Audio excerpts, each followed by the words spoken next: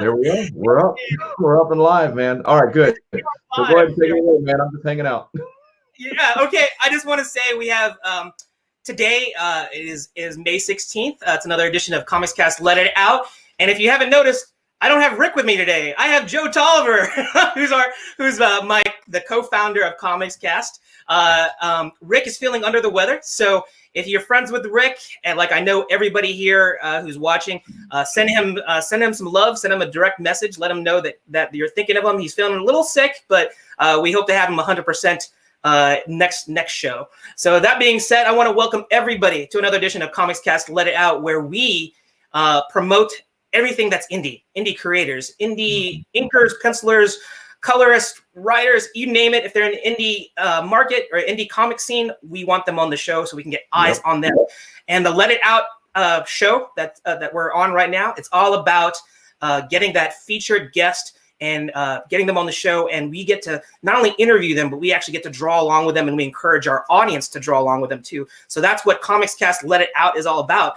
And we're going to do a little bit of what we call the Comics Cast housekeeping, where we talk a little bit about, if you found us on Facebook, it's just Comics Cast. But if you want to follow us on YouTube, which we really, really, really, really want you to do, you want to go to Indie Comics Cast. And if you look here at the bottom, that's INDIE in front of Comics Cast. And you can see a plethora of videos. Oops, I think we got a little bit of sound feedback there. Oops, I think, there we go. So you can see this is basically our library of all of our videos that we've done over the past year. And, going into 2021, we have our anniversary show. We have Joe's Inside the Artist Studio videos. You name it. All right, Joe. It's okay. So this is all of us too. So we have everything from the Mentor Block, which is our first show that we started. Now this is Rick's dream. We were lucky to get Robert Marzullo on there. We may have a couple more episodes if we're able to make it work. We have a couple of great drawing inside the indie studios, which will be highlighting indie creators. We have a lot of stuff that's going to be specifically on our YouTube page, but it's all about a family of media, right? So we have all kinds of stuff. Go like and share our content on there. Give us a like, follow us there, because the more we can build up that platform, the higher reach that we can have to support these indie creators. So it's all one big long thing that we're building to another stage. But right now it's all about building the brand. It's all about building a what's it called? Building a space in the indie world that just helps promote these guys. So that's all we're doing. We're finding new fun ways to do it. Right now, our flagship show, our live show, is with Gerald and Let It Out. We draw along with our guys on Facebook and on YouTube, so find us there. That's our live show every single week. Gerald has been killing it, so thank you, Gerald, for that. And it's been a great show. But we're still building other shows that are post-produced that really focus on indie creators and really help up and coming creators as well as writers coming up. We'll see more shows about that. And this is a lot of stuff that will only be on our YouTube channel. So go check us out there. Definitely. Well said. So now that we've done our shameless self-promotion in terms of Comics Cast, this is where we actually get to the meat and potatoes of the show, where we introduce our guest. And what I'm going to do is I'm going to do a drum roll, and Joe is going to let our guest in so we can get some eyes on him. So here we go. And our guest for today is no drum roll. Hey, guys. Edgar. Hey, Edgar. Edgar Pasten. How you doing, Edgar? I'm good. Barely awake, but good. Oh, yeah. Yes. I have to say thank you to all of our guests who are not in the same time zone as I am. Because Joe is actually on the West Coast, just like you, Edgar. So you guys are much earlier than me. I'm already chilling here in the afternoon. But it is my pleasure. He got a Red Bull. Yes, he did. And I've been trying to cut down on my. We are not sponsored. But it is my distinct pleasure to have Edgar Pasten in here. We've had to do a little bit of wrangling in terms of adjusting schedules and timetables, and Edgar's been just a trooper, being able to accommodate some of the hiccups that we've had along the way, but we have you here now. So just to give you a heads up before we get into like his elevator pitch, I want you to check out the scrolling ticker at the bottom, and that's how you can, or our audience can get in touch with Edgar, because you're gonna love seeing his artwork. So I encourage you guys to follow him and check out all these links. Don't do it just yet. I want you to keep your eyes on this show. You can check it out a little later on, but it's gonna be on. This is where Gerald and I always argue. Go away. Leave us and go see his page. Buy his book. Buy everything he's got. Oh, yes. It's not going to hurt our feelings if we don't get views. If you want to leave us for the next 2 minutes and go get his stuff, go get his stuff. No. Okay. It's not, I'm going to fight Joel on this every time. It's not about us. It's always been about our guests. But I want you can go to his Facebook page, you can go to his YouTube page, but you're not going to get to see his live drawing. And not only that, I want everybody to come here and know that Edgar is generously going to be doing something special with this show. He's actually going to be giving away some original art, but you gotta stay for the whole show and not go to his individual social media links just yet if you want to be eligible for that.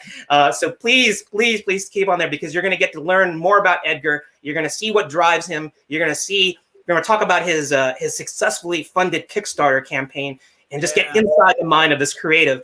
So that being said, I'm going to pull up some artwork that he shared with me. And this is the part of the show we call the elevator pitch. So Edgar, you have more than one floor to tell us about yourself. In fact, you have as many floors as you want to just tell us about where you come from, what you're doing. And of course, when we get to AmeriKaiju, which is your OC IP, we're going to lead right into that. So here you go. The mic is now in your hands. Cool. So my name is Edgar again. I've been in art since I was, maybe 4 or 5 years old, but professionally now, in terms of what I've been doing for the latter part of my career, I've been a toy designer for almost 2 decades. And in that time, I've worked for a lot of different, pretty much all the big companies that are out there. I've grown into a very kind of bubbly and cutesy style, as you can see from the drawings that are going on behind me. Basically, I've taken my love for everything that I grew up with, 80s, 90s, even early 2000s, and have kind of put everything into a blender for myself and added my filter here. But my thing has been, I primarily have my 9-to-5 where I'm doing toy design day in, day out professionally, and most of the time it's licensed goods, so I don't get to really have a ton of freedom in terms of creating new IP or something new. So my outlet, of course, has been after hours. I do all of my stuff and make sure that that I'm creating something that's for me, and what you're seeing now, some extra work that I pick up every once in a while. I did some work for Topps. We did the 50th anniversary sketch cards for Topps, which was a lot of fun, and that also led me into doing some Star Wars related items. I did 2 or 3 series of Star Wars sketch cards as well, and then you're seeing some of my commission work here. Which I loved. It was great to pick up extra work from that. So, that's my quick elevator pitch. That's fine. That's fine. A dream life right there. That's awesome. I know. I'm listening. I'm just sharing out, so don't mind me. Oh no worries, no worries. Yeah, I was talking to Edgar during our pre-show, and before we get into like talking about AmeriKaiju, you had this, you talked about how you were doing, this is some of your freelance work in terms of doing things for Topps cards. And I remember this is a particular story, which is just a great story about how you were preparing for that. You want to talk a little bit about the story behind this particular illustration that we see here? Yeah, actually the one that I was talking about was 2 down. It's card 5. Yeah. So this one, yes. The story, the funny part is, right after Topps released, did a press release showing off the cards and some of the artists, my name was somehow included with all of these artists, and I started getting followers like crazy on my social media, and we both John and I, who's been a guest, he and I work together, same office, kind of cubicle, and I look over and I'm like, hey John, I got a bunch of follows. Have you gotten anything? And he's like, yeah. All of a sudden, I'm getting a bunch of people. Cool. So we go out to lunch, and typically at lunch, we're busybodies. So as we're walking out, I see this piece of cardboard laying there, because our office was a mess, right? There's shipping boxes and everything. So I grabbed a one of the flaps to a box, and on the way over, I'm like kind of roughly sketching. I finished sketching by the time my food gets there, and I posted real quick, and it was just like hey, this is something I'm doing, yada yada, and all of a sudden I get a DM from a guy, and he's like, hey, so what are you doing with this? And I said, well, it's some art that I created, yada yada, and he's like, I'll give you $100 for this. Yeah. So I was like, sure, yeah, I'll ship it out now, So it was one of those funny things where this to me was, just a quick lunch sketch, and I would most likely have left it on.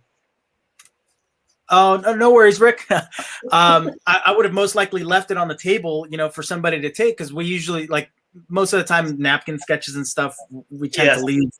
Yep. And I was like, okay, I'm gonna walk this back now, get my $100 for doing this, so it was a lot. I mean, that one assignment for these cards, even though you're not making a whole bunch of money, money hand over fist, making the actual cards, the money and the exposure, all the extras come from following up, being on top of things. And the first one that you showed, which was Chewbacca, kind of that one where he's all jacked up, he's kind of a zombie-ish Chewbacca, and believe it or not, this is my Chewbacca. This one was from a guy that reached out and was like, hey, I need some slaps, can you get me some slaps? And me being the sequestered old man that I am, I was like, sure, I'll find out what slaps are, and then I'll send you one. I don't know what slaps are. What is a slap? What is a slap? So apparently slaps are more in the graffiti world, where you go to they're just stickers that you make, right? But one of the popular ways to make them for cheaper is to go to the post office. So these guys are just going in, grabbing these stacks of labels, drawing on top of them like you see here, and then sending them out to each other, and then they'll stick them up in their cities and therefore spread their art in other places that they wouldn't normally get. Wow. I had zero clue about this world until this guy reached out and was like, hey, can you do this for me? But I made it, and he ended up sending me, gobs and gobs and gobs of art. Just a ton of stuff. This one was I think it was more of a trade-off, than anything else. It was an art trade, I think he was calling it. Right. And I was like, yeah, sure, I'll send this to you. And I sent him the one piece, and then like a month later, I was already thinking like, this dude, just kind of took me for a ride here. And all of a sudden, a month later, I get this box of stuff. And I was like, oh, I didn't send him enough. I felt bad, but he sent me he followed up with me and ended up ordering other stuff from me. But he was like, bro, I love this piece, and it's hanging up in my studio, and like, I guess he collects these things and puts them on his wall. So he's like, it's on my wall. So it's like, hey, cool, man. I couldn't do more on it.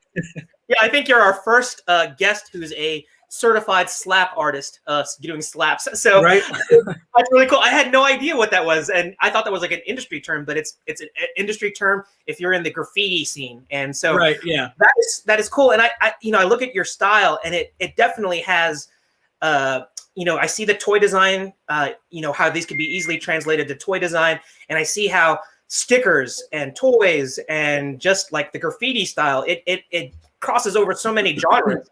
And it's nice to see how you can leverage your style to doing actual comics as well. So that's what we're going to go into right now. So here we got to see all of his fan art. So let's get into like the main things that we want to talk about, which is basically the AmeriKaiju.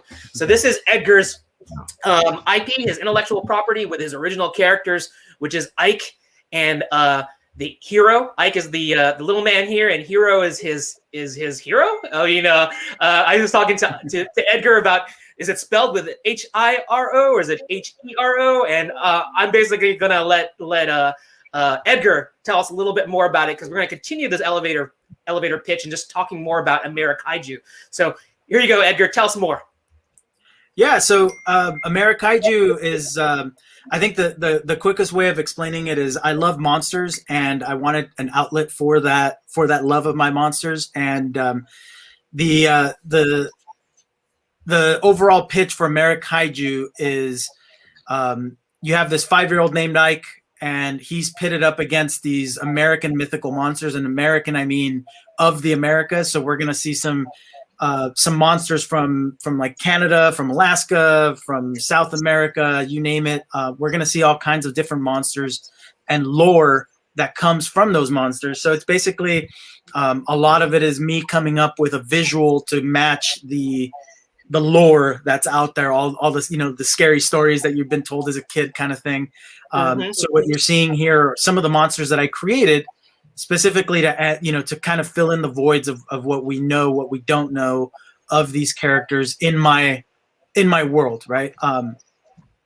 And really the big question that I asked myself for this comic was, how would Ike, this 5-year-old, deal with battling these American monsters, the biggest, the baddest monsters in the Americas, and still have time for a nap, right? Still have time to be a normal 5-year-old. And that's what I'm exploring in this comic.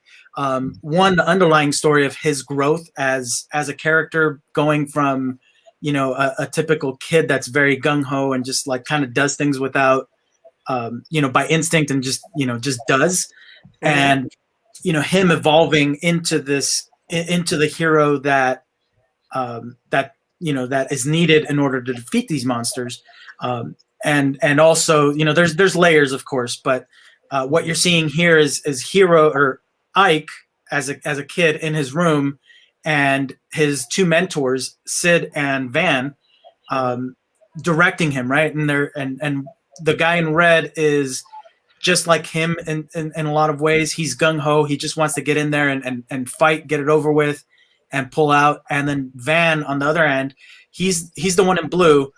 He's the older brother, and he's very cautious to a fault. And he's just like, hey, let's plan this out. You have to think things through.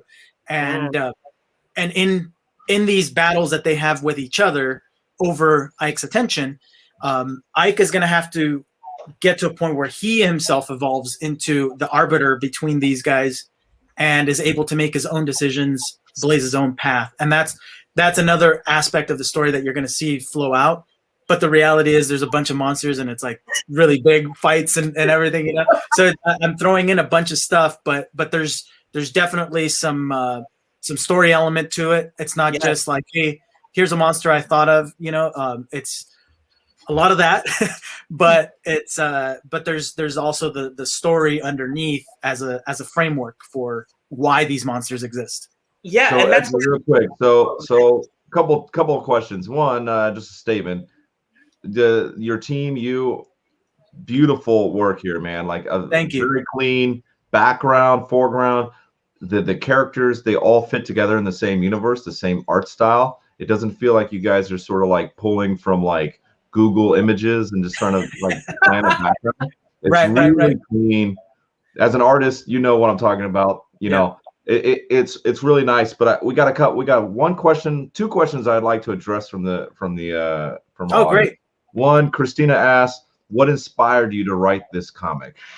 And I know having a 9-to-5 job, it's hard to get after it, so you must have been inspired. You're like, I got to make this IP. So let me hear that. Right. Well, I'll answer that one quickly. So the short the short answer is both spite and love. Yep. Spite because I think it was 2009. I've been telling the story, and I keep forgetting the year, but it's 2009. My buddy John and I went out to these conventions, and we're sculpting, and we're doing our thing, and these trolls come over. And we didn't know they were trolls, but they walk over as a group, and one of the guys is like, Americans can't make kaiju, and then he just walks out and like disappears into this little crowd. And I was about, I was getting ready to like, I was like, oh no, you did not say that right now to me. So I, out of that, it stuck with me, and that was again 2009. It stuck with me, and a week later, I was talking to John about things, and we pitch to each other all the time, and I said, what do you think about the name AmeriKaiju? To answer the guy's question directly, it's not American monsters or it's just AmeriKaiju. And off the name, I was inspired to like draw all these monsters. And initially it was just a sketchbook idea of like, hey, I'm going to do my version of Chupacabra, of like Momo, of Bigfoot, all these monsters that exist here. And from that, I had worked on another story, and then, it just kind of evolved, and I mixed a bunch of different things together. And then, fast forward to 2019, I'm exactly 10 years later, pretty much to the date. I'm working on stuff. My son and I are pandemic, obviously, it slowed everybody down. I'm working on stuff, and my son had some things he was trying to work out.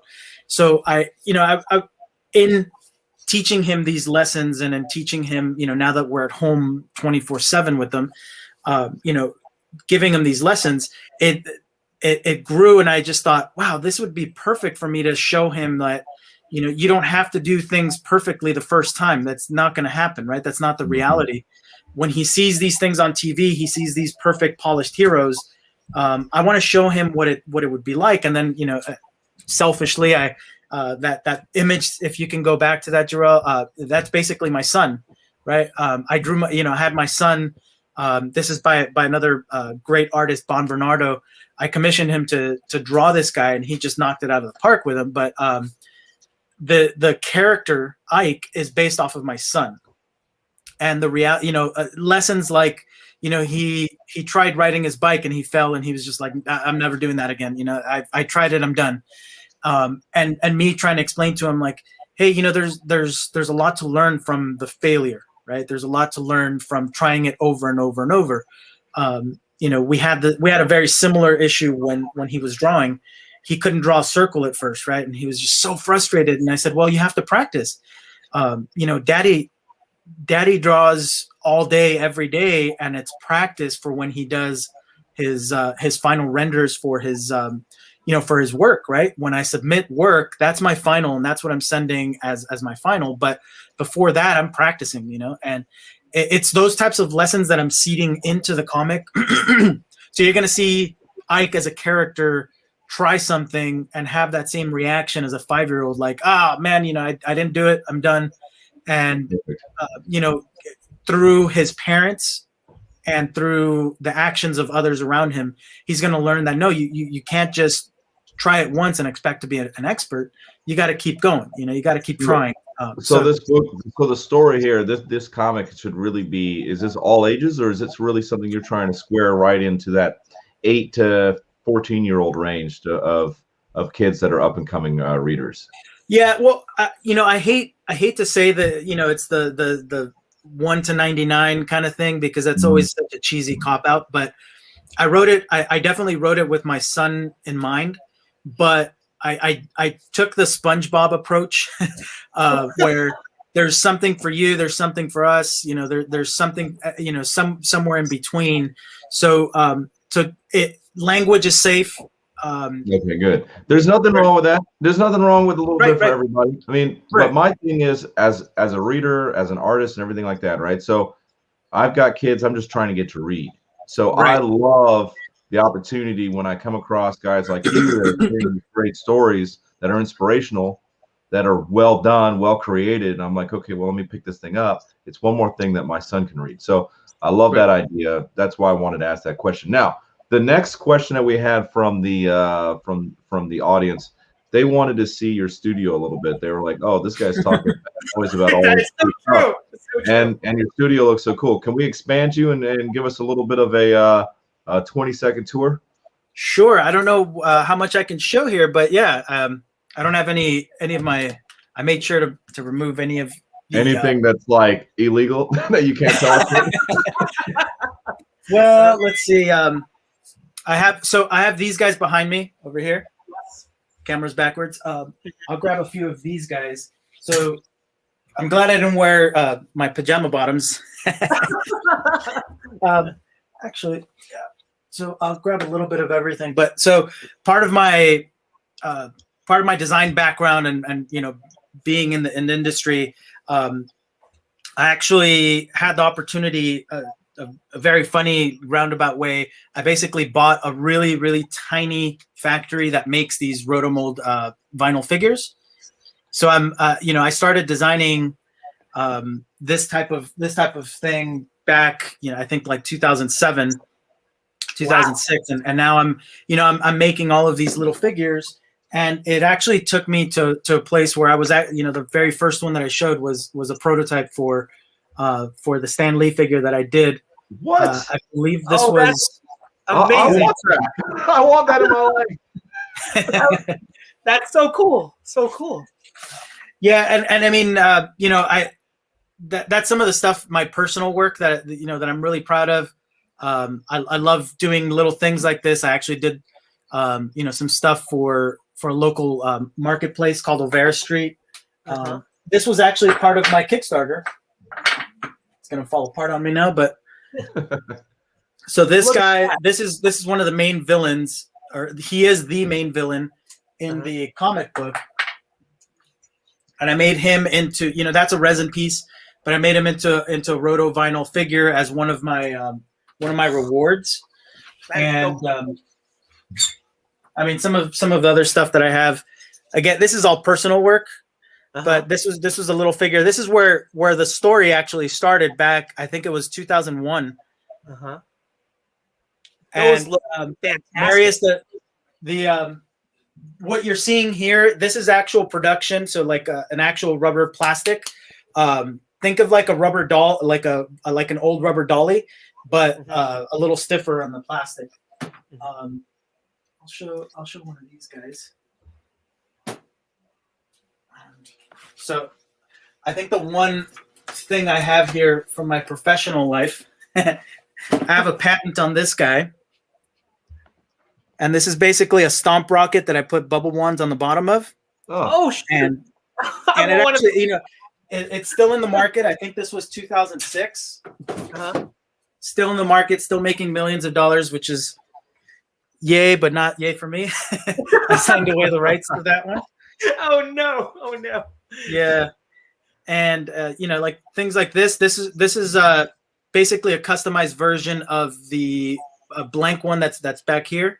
And this guy actually, I mean, he made these little magnet connections, so they hold so nicely. But yeah, some of my favorite artwork. I just kind of surround myself with what I like. Yeah, that is everybody phenomenal. Does, I guess, right? Yeah, that looks so good. And to piggyback off what Joe was saying earlier, I like that this story is kind of like it's teaching. You're using this as a teaching moment for your kid, and I think it's for adults too. I think adults need to understand this as well. It's about consequences. Learning about consequences and learning about when you hear those, you see those cartoons where you have the good angel and the bad angel that's like on your shoulder, and these are actually not good or bad, but they're actually talking about like impulsive being thoughtful and like figuring out, listening to those inner voices telling you about what you should or shouldn't do. And I like how you're juxtaposing that with Ike and using this as a moment to like really, like I said, I think adults can learn from this comic as well. Me, I'm eating up the art. I think the art is phenomenal, but hearing the story about how you're using this as a teaching tool for your son, it's brilliant. It's brilliant. Yeah, thank you.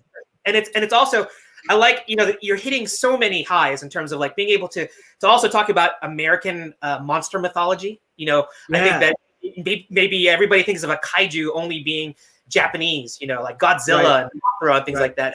I like how you're bringing the American monster themes into it and things like that. And it's just a brilliant way to do this. And it's funny that you came up with this 10 years ago.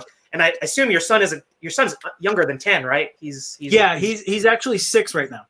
Yeah. So it's like that story has been gestating in you when those trolls, you know, gestating.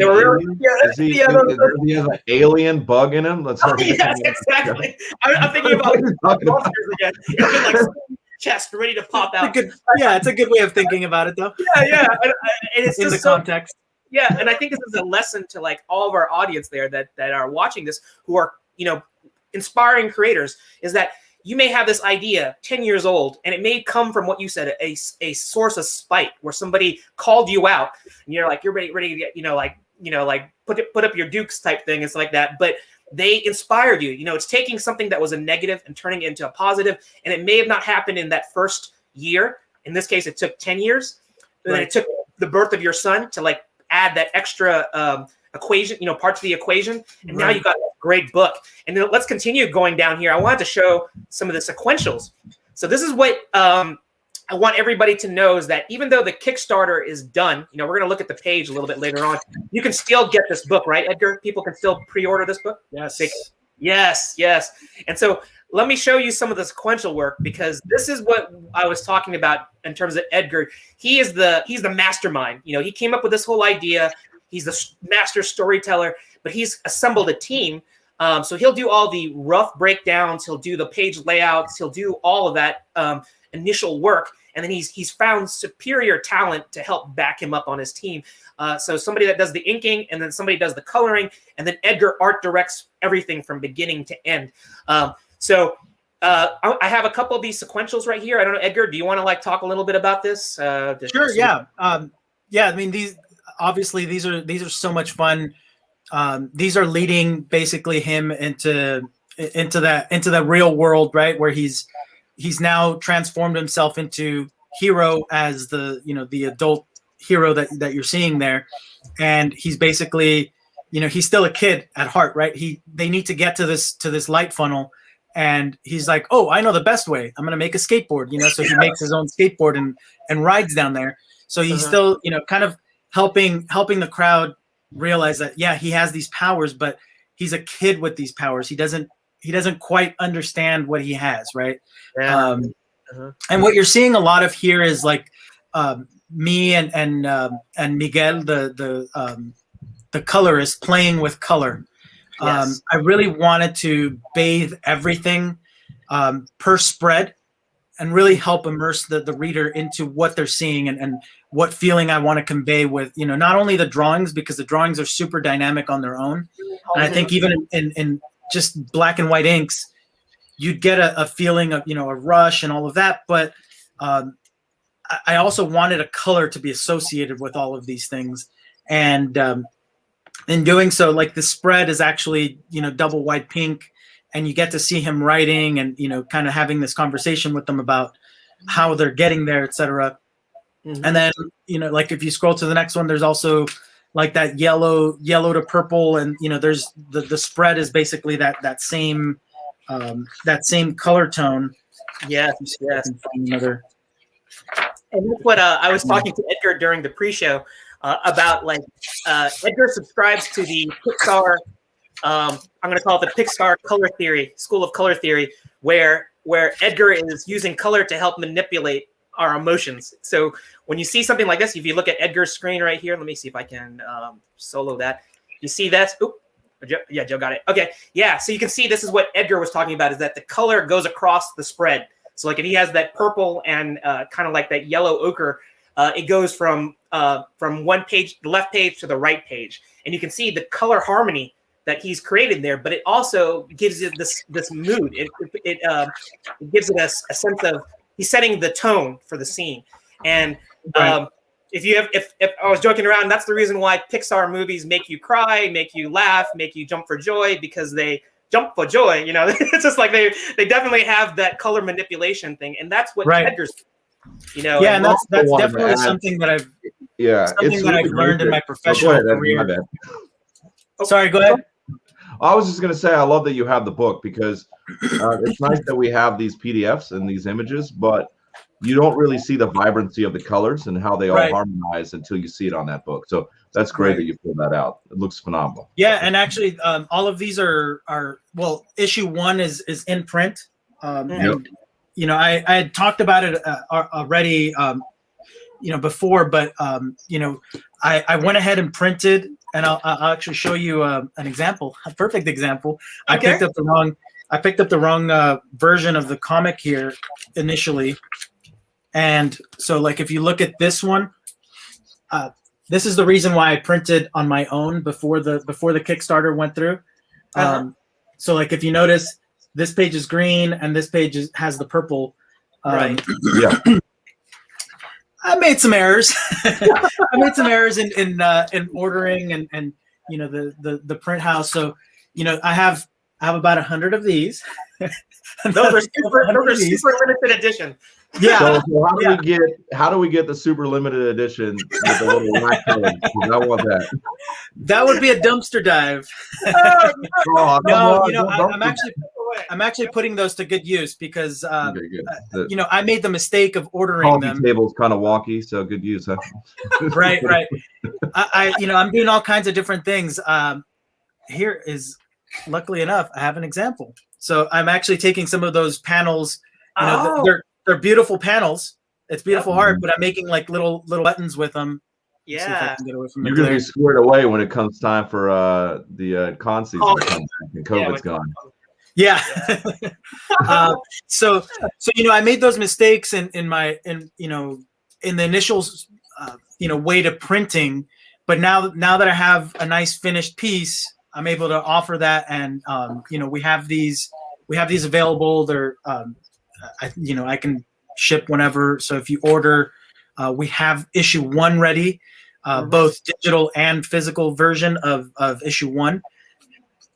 So you're saying we don't have to go through a Kickstarter or Indiegogo. We can go straight to your website and we can order specific copies, print on demand, send out. Well, it doesn't even need to be printed because you already printed a X number of copies. So that's great. Perfect. Yeah, the Kickstarter was to speed up the delivery times of issue 2 and 3. Okay. And right now I'm basically at the finishing up the layouts or the initial pencils from Jarrell on issue 2. So we're a little bit ahead of schedule, but ahead of schedule is good. Yes, it is. And I just, like I said, if our audience, when they're checking this stuff out, it's just really, really beautiful stuff. And thank you. I think this is like a perfect time for us to get into our first live drawing part of it. So let's. Our first live drawing challenge is going to be drawing Ike and Hero. So let me pull that up one more time. Let me go to here, and I'm going to let our audience check this out. So again, this is Ike, and his alter ego superhero identity is this character here in the middle, and this is Hero. So I'm going to leave it up to everybody if they want to draw Ike or Hero or do both. We got to see that really cool sequential where his problem-solving skills are like, from the mind of a child, but just as effective. When he wants to get from point A to point B, he's going to go there on a skateboard because that's what 5-year-olds do. So I think that'd be kind of cool for everybody. I encourage our audience to draw along with us. And what we will do is that Joe will be looking at the comments field. You just need to let us know you're drawing along, and then you just need to post to the art show, which is on Facebook, and he'll pull up your art and we'll share it. I think Edgar would be thrilled to see fan art of his original character here. And I'm sure that his son would totally dig it that, other people are drawing him as well. So I'm going to get my art cam up, and this is where I think Joe will take a little bit off my hands and be able to take over some of the interview. No, I'm not going to do anything. He's just going to oogle over the art. Multitask. Yeah, right. So I'm going to like set up my art cam. Everybody check out. This is, again, Hero, and this is Ike, and he'll be our first live drawing. And Joe, let's say... Do you think Edgar 15 minutes? We'll start with 15 minutes to draw. Sounds good. Okay, great. So I'm going to add his art to the stream, and I'm going to get my. And I think another thing too is everybody don't draw them in your style. I want this to be something that people feel like they can draw in their own style and not necessarily like what you're seeing on the screen. That's what I'm gonna do. You'll see my style come through. Yeah. Okay. So let me. Oh boy. All right. I think I can. What do I want to do here? I'm gonna take this one. Stop this screen. I'm gonna pull up and show you guys again, real quick. If you don't know which place to send it to, I'm just gonna pull up this. All right. So this is our art show. Make sure you guys share it there. Comment that you're doing it. Gerald's bringing up his, and then do it in your art style. So let's get. I'm gonna get. We got Gerald's up. Let's get. All right. So we got Edgar's up. All right. So you guys. So I'm not gonna draw long. It's 15 minutes. I'm the timekeeper and also dealing with bringing people in and all that good stuff. So, now, Gerald, you said that there's two options. We got which two characters again? It's going to be Ike, which is the character. Ike is the kid character, and Hero, which is the hero, the alter ego. Okay. So now, Edgar, can you help me out with something real quick? Because I'm gonna put you on task on this one. Yeah. Do you see the similarities with Taskmaster with your character? And how do you sort of deal with that sort of contrast? Yeah, so that was actually something that came up early in the process, and it was kind of a happy accident where he's actually evolving, and you'll see a little bit of that throughout the comic. But it was really just happy accident. I don't know that as far as colors, I don't know that were that similar, but I definitely see the mask, the face part of it being really close. Are we starting already? I see somebody. The clock is going. Clock is going. All right. 10:50. Right. It's Extra 2 minutes. All right. So first off, like one of the things Gerald said a lot about that it reminds him a lot of Pixar. I'm not saying I disagree with that. As far as the color palette goes, what I really enjoyed about it was the vibrancy of the colors. That's my thing. Because everybody sort of goes more of a darker palette and shades of gray, and they're very afraid of those very, very vibrant high-end colors. And you almost have to really know color theory 100% to understand how to make that work on a page so it doesn't look like a big colored mess. So yeah, really, really good stuff, man. So which one are you doing? Are you doing in or out of costume, Edgar? Out of costume. Both. Okay, he's actually out of costume here, and I can go over what he's doing actually. Okay. He's gonna be riding. It's gonna be Ike riding on top of monster. So I'll have this guy be a monster, and then Ike is up here.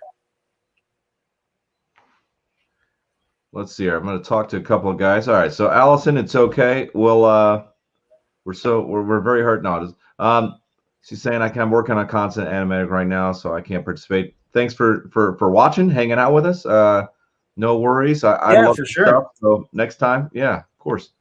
Let's see here. We got a couple people that want me to have specific. See, when you're this good. All right. So Heidi. She says, Joe, do you have a kazoo ready? When you're this good at the job, you don't need props. You're just that good. So I don't need a prop to balance out my lack of skill set at this job. That's okay. Let's see here. Just to clarify, I was saying that Edgar is using Pixar color theory, but he's not doing it in the Pixar style. It's all uniquely Edgar style. But yeah. Very cool. And I mean, for me, I can say the loud colors is kind of a cultural thing to some degree. I grew up in Mexico, and we traditionally have a lot of very bright, vibrant colors in pretty much all of our celebratory images. So for me, it was more out of preference and all that. But I think coming from a professional background, seeing seeing what color patterns and all of that work together has really helped to develop where I focus on in terms of the feelings that I want to convey and the feeling I want for you to have when you're seeing these things, Mm-hmm. Absolutely. I think you're 100% successful.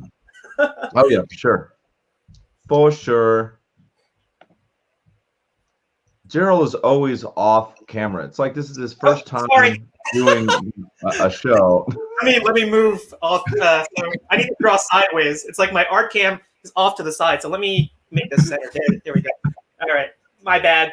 I get a little carried away. And I can't really watch what our guests are doing. I'm just let me pull up Heidi because not everyone can see it on YouTube. I appreciate it, Heidi. I'm just giving a Rick a hard time. That's all. So let's delve into a little bit about the character, the costume design for Hero. You want to talk about what the skull maybe symbolizes, or maybe the the fact. Joe already talked. If for those of you who don't know, he has some visual similarities to Marvel's Taskmaster, and I think people will kind of see that when the Black Widow movie comes out. But I did kind of get that, but I actually thought more of a. If you remember the Batman, the animated movie called the the Phantasm. Yeah, I got more of that vibe. I think it was Phantom. Phantom. Was it the Phantasm or is it the Phantom? Yeah, the Phantom. I can't remember what it is, but we all get maybe subconsciously influenced by certain things. But you want to talk a little bit about the meaning behind the skull? Edgar, you said that the colors were inspired by heritage, your culture, everything else. Now, is this? I haven't been to Mexico. I grew up in Spain for quite a bit of years. There's obviously overlap, but not really. Obviously, every culture is different. Right. But I am, now that you brought that up, I am seeing a little bit of that. Is that in your character design? Are you seeing that also? Yeah, very much. It's basically, I had been doing so much Day of the Dead art for my family. So the story behind that, my in-laws have a very close. So my in-laws have a shop at Olvera Street, which is our local Mexican marketplace, and they had asked me, hey, you do all this art professionally, would you be able to do some Day of the Dead stuff? So I was like, yeah, of course. And I believe I threw some of my one or two of my Day of the Dead pieces into the pieces that I sent you guys. But I basically said, yeah, I'll do something like that. And I got so obsessed over the years with just drawing Day of the Dead type stuff that it just came natural to me to add that flavor into what I was doing here. So what you see there, a lot of it is, and Ike will sort of go into that very briefly, where he's like, yeah, I think the mask is, I think there's a line in issue 1 where he's like, yeah, I like the mask, but I think it's kind of scary.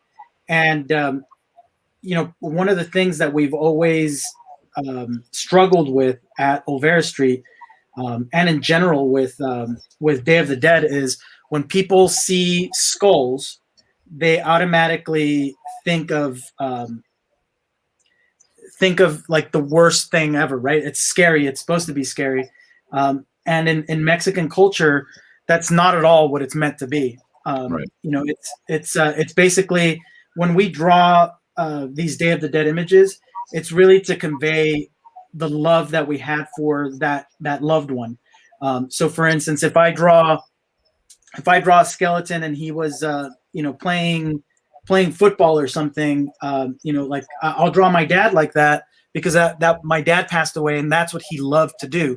But I would draw him as, in the skull fashion.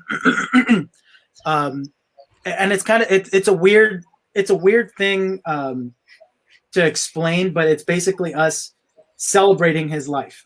and it's not necessarily meant to be scary or or off-putting or anything. But I could see from the American side of culture, taking it that way and being like, oh, these guys are like, definitely not worshiping death whatsoever.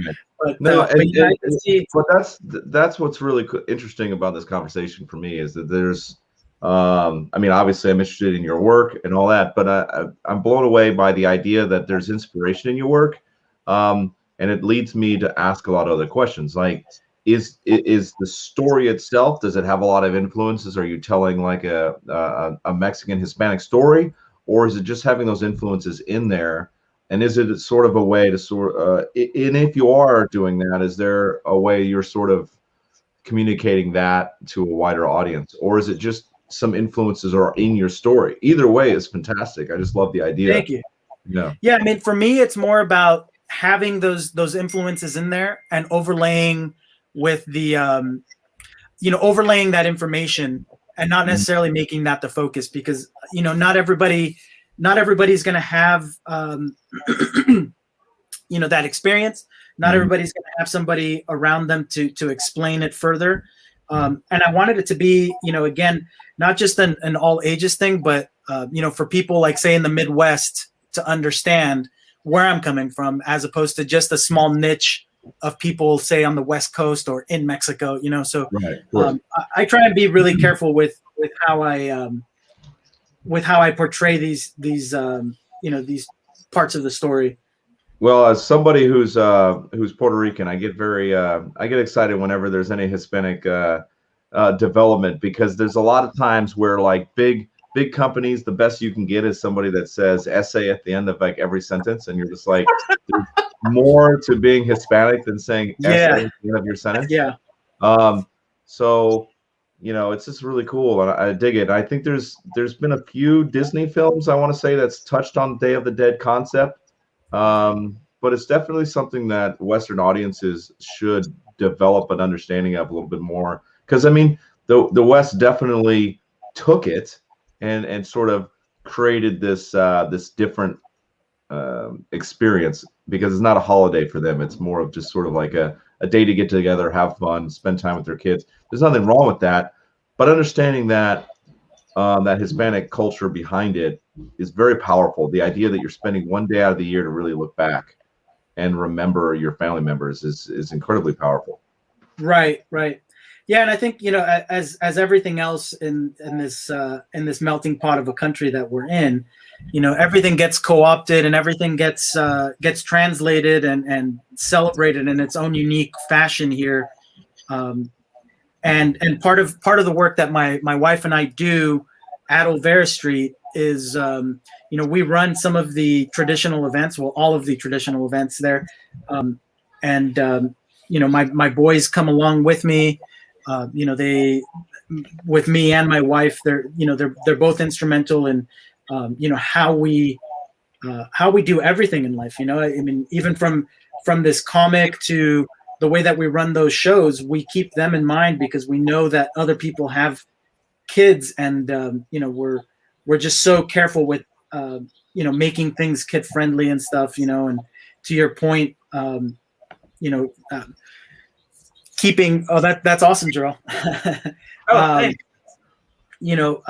Keeping things family friendly and happy enough for kids to do it. I'm always conscious of, is this something that my kids can watch? I mean, for instance, my boys are watching right now. Love you, boys. They're watching right now, right? And I feel like everything that I do, both from my toy work to these comics, I feel like I should have that in the back of my mind, right? Like, my boys are going to be seeing this, whether it's now or 10, 20, 15 years from now. They're going to be seeing this stuff. And am I going to look back at it with pride, or, are they going to look back at it with pride, or are they going to be like, oh, that was that thing that Dad did, So I keep that in the back of my mind all the time. I like how you're really, you're sensitive to that, and it's not about just getting the you know, like we live in a culture, or at least here in America, the culture is like, got to get the likes. We got to go for the shock value. We got to go for all these type things. But I think that the way that you're doing is like, hey, I would like that, but you definitely are cognizant about like, hey, I also want to leave a legacy, you know, for my kids, and I want to be able to reach as many people as possible without alienating them with, you know, with like controversial subjects. You know, there's a genre, there's a need for that kind of storytelling, and that's what I gravitated when I saw what you were doing. Not only is it just drawn and illustrated and expressed so vividly and so creatively, it's the message, it's the story that's behind it too. And, you know, you're sharing bits of your culture, but not being too heavily handed with it. You know, it's not like, hey, this is only going to be about Mexican culture. You know, you're putting you're putting your Mexican heritage into it, but that's not the overall theme. You're going for a more universal, you know, approach, right? Right. Yeah. And that's, you know, that's always been a struggle, I think, for, you know, any makers that try and do crossovers, I feel, right. You know, when it's so heavy handed into one culture, and, you know, and you're not showing or sharing a larger story and how it connects to those audiences that are not, you know, part of your culture, or, you know, in your immediate circle, where you can explain past the initial shock of the imagery. You know, you lose a lot of the audience like that. And I've seen it happen with some friends' comics, with, you know, TV shows that I thought were, man, these things are fantastic. Why don't people like them? But then you look back and you're like, oh, well, it was a little heavy handed into, you know, this culture, that culture. And if you don't understand it, it's kind of a throwaway for you because you don't connect. So what I wanted for people to connect with was the general idea of this. You know, I think anybody and everybody can put themselves in the position of, you know, I was a 5-year-old once. How would I feel if I was put in this position? And not necessarily, you know, it's a lot easier to say that as opposed to, if I were a Mexican 5-year-old, how would I react? Right. It's a balance to teach people. I mean, I think we're in a really good spot right now, because society is all about swinging back and forth and figuring out what the balance is. And for the most part, what you see bigger companies go, they're like, okay, how do we make the green happen? Because at the end of the day, the green is what everybody wants. And if your main population is white dudes, then you're gonna gravitate towards that naturally. So now we're sort of swinging in another direction. We're like, okay, we have vast cultures in America and across the world. How do we now create those stories for everybody? But I love what you're saying, Edgar. It's just like, okay, we are going to create those stories, but we can make it an experience that introduces people to the culture instead of pigeonholing our characters to only think as if they only exist as that culture piece. So you are influenced by your culture. You're not a robot of your culture. You don't download your culture and then you only spew whatever your culture says to do. This is coming from a guy who's really been everywhere in the world. So like I'm sort of a mutt of the earth, and it's very hard for me. I'm sort of jealous of people that have that culture that's built into them. So sometimes I have to learn how people act based on being influenced so much by their culture. So it's interesting. It's a definitely an interesting conversation to have, and it shows in your work. It shows in a lot of people's work that's in the indie community, which is why I love doing this. Right. Yeah, I mean, even just in the last couple of months from me, you know, diving headfirst into this venture, you know, I like to explain to people that, you know, for me, this, you know, even though this is my first indie comic, I have worked in comics to some degree. I was in charge of the publishing worldwide for Saban Brands, which owns Power Rangers. Wow, nice. So I worked on the Power Rangers comic book, and it really opened up a lot of different a lot of different doors for me that I didn't know, you know, were there for you know, for the taking kind of thing. It really demystified a lot of what I thought was, magic, for lack of a better term. And it's just helped to open my eyes to see like, every step along the way from my career, right? I've been like,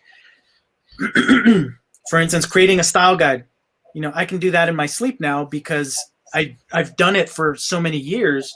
And for people starting out, that might be the heaviest lifting of all. And they're like, oh, the drawing is, super simple for me. I can do that, no problem. But how do I get to that next step? How do I make the style guide? How, what is a style guide? A lot of people might not know that you need a style guide or that you need branding. How does your logo look, etc. So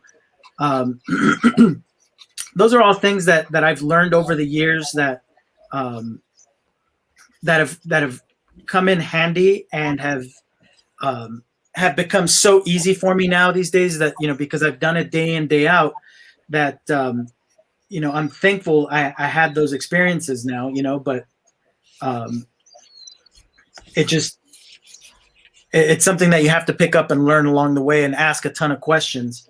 I've learned a ton from other makers, as I've been posting stuff, as I've been appearing on different podcasts and all. It's all very eye-opening to see people's process. Hopefully seeing, having people peer into my process here is, the simplest part of it, which is sketching, coming up with new characters and stuff. I hope people can gain something from that too, Yeah. So I'm not actually showing the art right now because we are going to stop. You guys you're about 3 minutes over. So I'm just going to jump in. You guys are great. 3 minutes over. We had a great conversation. I was just enjoying that. I didn't want to stop anybody. So we got a couple of pieces of fan art that was produced during the show. Awesome. So we'll pull that up. Yeah, right, let's so do that. Let's go ahead and jump into the art show real quick. All right. Whoa. Nice. Sarah. Oh my gosh. Killed it. Absolutely killed it. Yep. Quick Sarah's concept since I was short on time. So it's a rough set. But yeah, Sarah killed it. Great work. Really, awesome, I like the layout. She's really thinking about her space, which is cool. I dig the vibe. Yeah. Very, very cool. I love it. All right, let's see. She definitely picked up on the good angel, bad angel thought. Yes. Oh, look at this. Oh man, nice. Getting after it.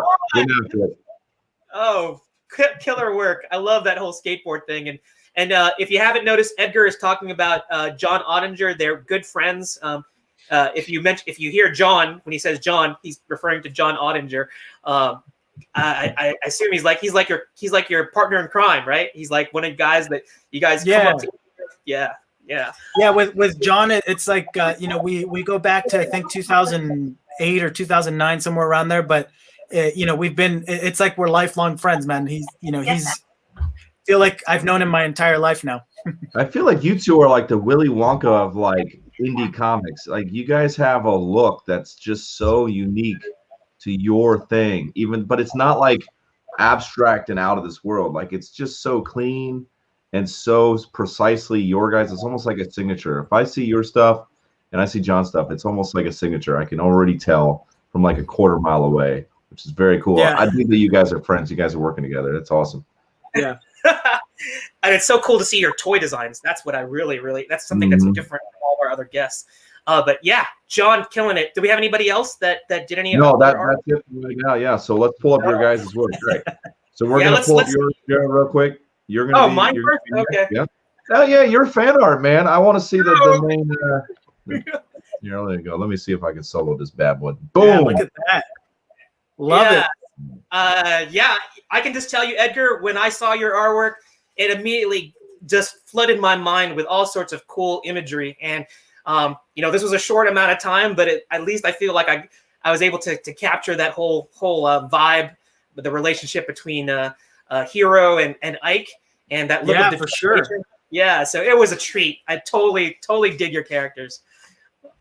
All right, here we go. We're gonna remove that. Let's see what Edgar did. And erased. Edgar did nothing. Edgar did nothing. I wanted to give a little suspense. Yes, you did. I was like, what happened? What did I miss? You should have done the white thing. You're like, white. Yeah, the white. Yeah. So Edgar, you not only did both Ike and Hero, but you worked in a kaiju as well, right? So yeah. I threw a little guy in there real quick. Yes, it's phenomenal. I love the glee. I love his I love the expression of him. It's like because that's the thing that I think that Joe kind of talked about in terms of like comics these days.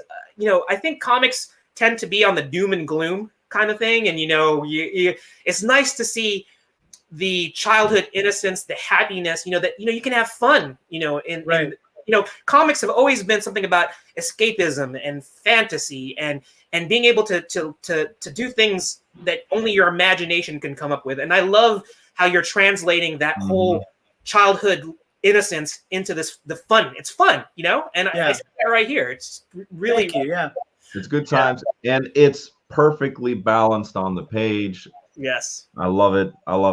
Now, did you adjust anybody while you were drawing? Because I didn't notice that if you were adjusting people or not to fit the page. Or did you see it from the beginning? Yeah, no, I mean, it's really weird for me to draw digitally for this kind of thing. Typically, I would do everything like Jarrell was doing, traditional. But I work in pen. Oh yeah. So I've gotten into this mode of the eraser doesn't exist and Control Z doesn't exist. I love it. So as you see here on mine, it's like I'll zoom in really quickly. But like it's a lot of scratchy lines, and then once I like it, then I'll go in and I'll really make it nice and heavy so that line stands out. So what you're saying is you need to give a class to Gerald on fine-tuning lines. I knew that was coming.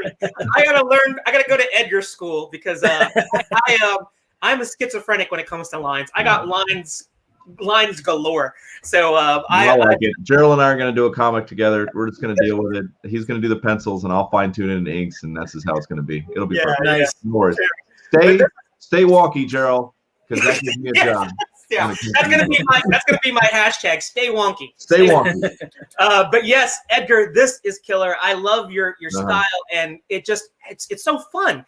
And I'm going to be studying it because I need to like follow the Edgar school of line. Okay. All right.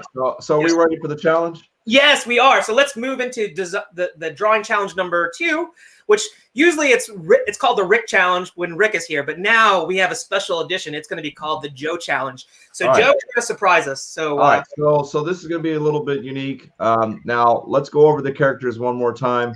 There's Ike, right? Mm-hmm. Now what are the 2 other characters called? Not Hero.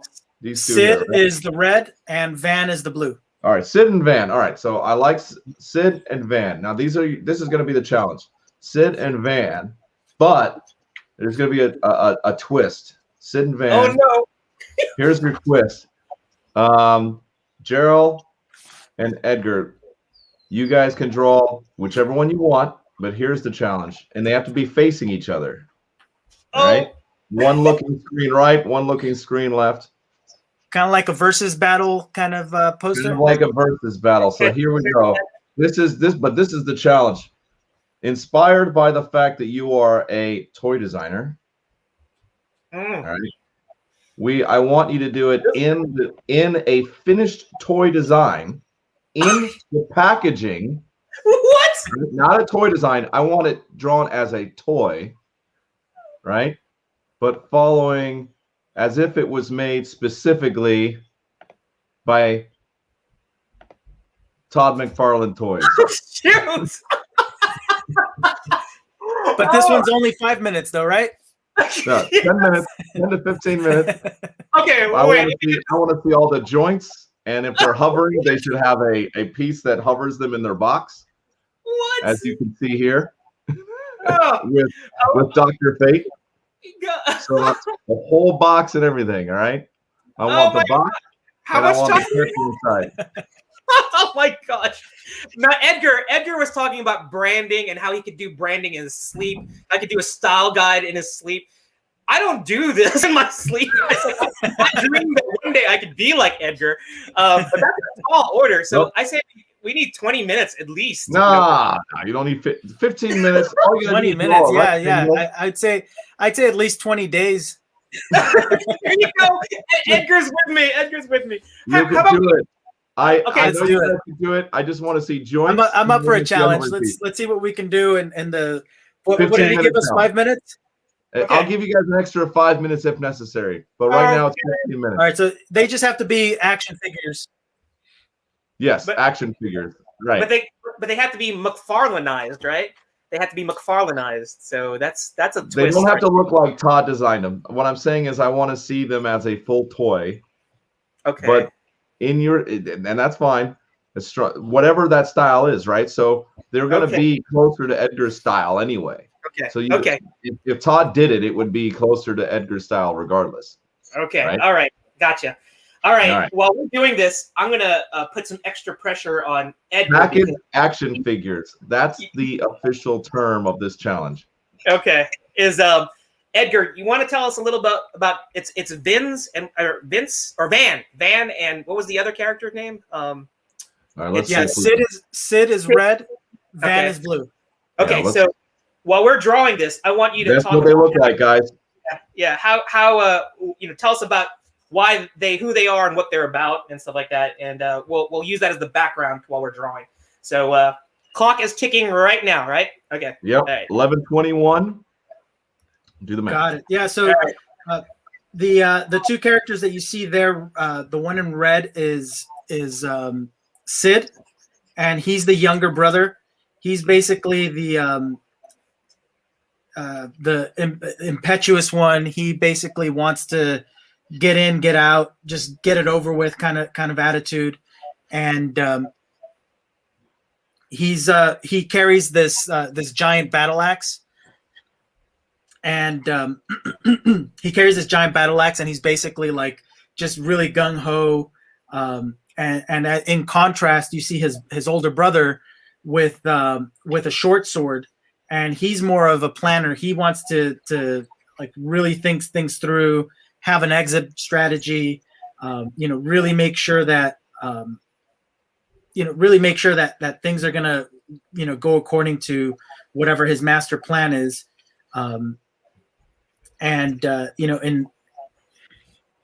What else could I say about them? Basically, what you see here is them in spirit form. They've lost their ability. They've lost their bodies, and as a last ditch effort, they've landed on our main character Ike, and they've imbued him with these special powers. Okay. So did they die like in battle, or are they based on mythology, like American mythology, or what is the story behind their look? Because I noticed one guy looks like he has like a lion, almost like a lion, or is that a boar? I'm not sure. What kind of headdress does? Yeah, so that's again, that's another part of my roots. That's it's a variation of Quetzalcoatl, which is the serpent god. Yes, and that's gonna come out in further issues. But I'm actually working on, and this will be the first place that I mention it. We're actively working on issue 0, which is gonna give a lot more background and really fill in a lot of the gaps for these two characters and where they come from and why they exist. In that issue, but basically you'll find out how they. Oh, no wonder. You'll find out how these two came about and what they're about, how they got to the spirit form, in the first place.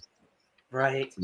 Now, just to let you guys know, I'm going to leave this up for about another 3 minutes for people that are watching, because I want to make sure you guys can really get an idea of what it looks like, what the characters look like. We've been seeing it all day, but as an artist, we know you got to look at it again, at least one more time. So I'll give you guys about 3 more minutes, then we're going to dive into these guys' art cams and see what's going on. Do you guys know who you're drawing? I want to make sure you guys aren't drawing the same character. You're good? I'm doing. Are you talking? I thought we were supposed to do both, right? Yeah, one's doing one's doing the other. Oh shoot! I was doing both. It's okay. Well, let me. You only have to do one of the characters. All right. Oh. And are we still doing them in that versus mode, or just as long as they're versus mode? So Edgar, have your which way are you facing your character? Let's all communicate. I was facing mine to my right. Okay, there we go. Gerald, he's facing yours to your left. Well, darn. So I can flip mine. Okay, which character are you doing? I mean, did we have to pick which one we're doing? So that yes. Edgar does. Okay, okay, Edgar, I'm doing the red one. How about that? Okay, which is Van, right? Van is Van is the blue one. That's who I'm doing. Okay, all right. Okay. So are we literally like dukes up and they're in fighting position? However you want to do it. However you want to do it, as long as they're facing the other. Okay. My character is on the left-hand side, Edgar. Just so you know. Okay. Got it. And he's facing. Yeah, he's on the left. All right, I got it, Rick. It's gonna. We're gonna show the art. It's okay. Okay. Jeez Whiz biscuits, micromanaging from the freaking sidelines. Mr. Sick, go cough in a blanket. Leave me alone. Yeah, that guy's awful active for being sick. Oh yeah, there you go. We appreciate you, Rick, for all of your positive attention on the show, and it only makes us better. All right, that was said. Moving on. All right, here we go. Let's see some of this art stream. All right. I'm going to remind you, Gerald, it needs to fit in a box. We need to see the whole toy. In a box. Okay. I'm going to draw a box around this real quick after I get my layout. Yeah. The drawing doesn't count, or the paper does not count as the box. Oh my gosh! You already figured out what I was going to do. All right, let me see what I can do. Jeez. This is why we call it a challenge. Uh-huh. Here we go. Let's see how the master's doing his. Well, the master is the master. There we go. Well, it's Edgar's stuff, man. Yeah, he is. Let me get rid of. He's the master of his domain. We're eating, popsicles and I don't know, hot dogs over here, just hanging out. So, is the design for Van, the blue one, right? Is he based on? You need to write this down, Gerald. Well, I'm just trying to keep my head straight here. Is like his is he based on like his look? Is he based on Mexican mythology inspiration too, or is there? So actually, for this guy, I went a little bit more broad, and he's basically heavily influenced by English lore, and again, that's going to be something that I dive into a little bit later into the series, but. It's funny in some conversations John brought up like will we see these guys go around the world? Is it just American monsters, or will there eventually be more? And the answer is yes, because these guys are there's monsters everywhere, and there's a lot of lore to explore, but this was the first step in getting into that was can there be other influences? And you'll see that in their in their costumes and what they're wearing, and basically their fighting styles and all that. Yeah, I like how you're doing. It is called AmeriKaiju, but you're going to go international. That's just like the it's eventually. For right now we're gonna focus on the monsters of the Americas and move from there. Hopefully once we build up enough of an audience, and if there's a demand, then that's where I would take it. Better keep erasing, Gerald. You got a lot more work to do. Yeah, I'm trying to work my packaging design in here real quick. There you go. But I already think that with Edgar's work here, it's already built in to be a toy. And once I know that it's going to have this tremendous success, so you already have. I'm sure you've already planned about like all the marketing and merchandising, and all the other cool stuff that you can do with your character, right? I mean, I would love to see.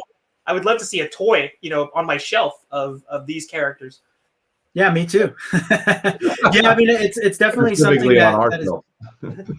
that is built into everything that I work on in terms of IP. I tend to think that way. It's a bit grandiose, but I always build in, how would this look in, as plastic? How would it look in plush? Different forms of or formats for each of these things. There has to be something where, to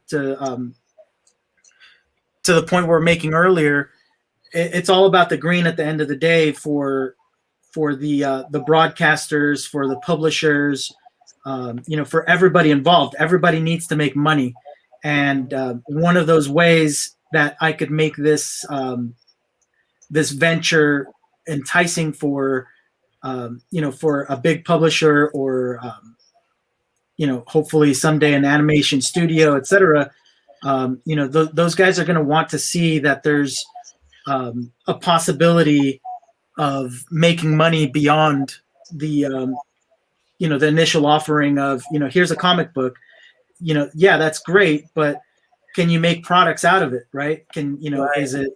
Are you basing your stuff on monsters that on let's say robots that fly and they communicate with XYZ, and is it a technology that's too far out? Well, you just kind of took that element out of the fun of being of being the possibility of a toy, whereas if you really think about like how would these things be played out in real life by these kids or by adults, would you would you in turn buy a lamp or that kind of thing? There's different ways that you can infuse product into everything that you do, and that's basically where I where my specialty has come in the last like 10 years now. Well, Ed Williams asked the question. Now you don't have to 100% give it away, but he said, "Are all the sketches going to be given away, or just one?" What's the enticed thing for the end of the show? I'll leave Edgar to talk about that. He has something special. Edgar, did you want to like give away in terms of what you're do a little hint? A little hint? Yeah, actually, it's I did this art show with the Nucleus Gallery here in LA in Alhambra. So if you're looking for art, Nucleus Gallery has some beautiful work. Yes, I'm familiar with that. Yeah, they usually pump out a bunch of really cool stuff by these amazing artists. And one of the things that I was able to do as the person in charge of the publishing for Power Rangers, we got to host a Power Rangers themed art show, and in that I was invited by the gallery to submit some work for the show. They thought it'd be kind of fun to have the crew that works on these things be part of the show, and I did a lino cut image of course I didn't do of the Power Rangers, I did it of the monsters, and in my scene, it's kind of my style of these monsters, and they're they're playing poker, and you'll see, it's basically me focusing on the part that I thought was the coolest part of the equation, which was the monsters. It's all about the monsters for me. So that's what I showed in this in this image that we'll be giving away. So right. answers the question, Ed. I think it's going to be really cool to see that actual. Yeah, I'm really looking forward to that. That gallery specific artwork that Edgar put together.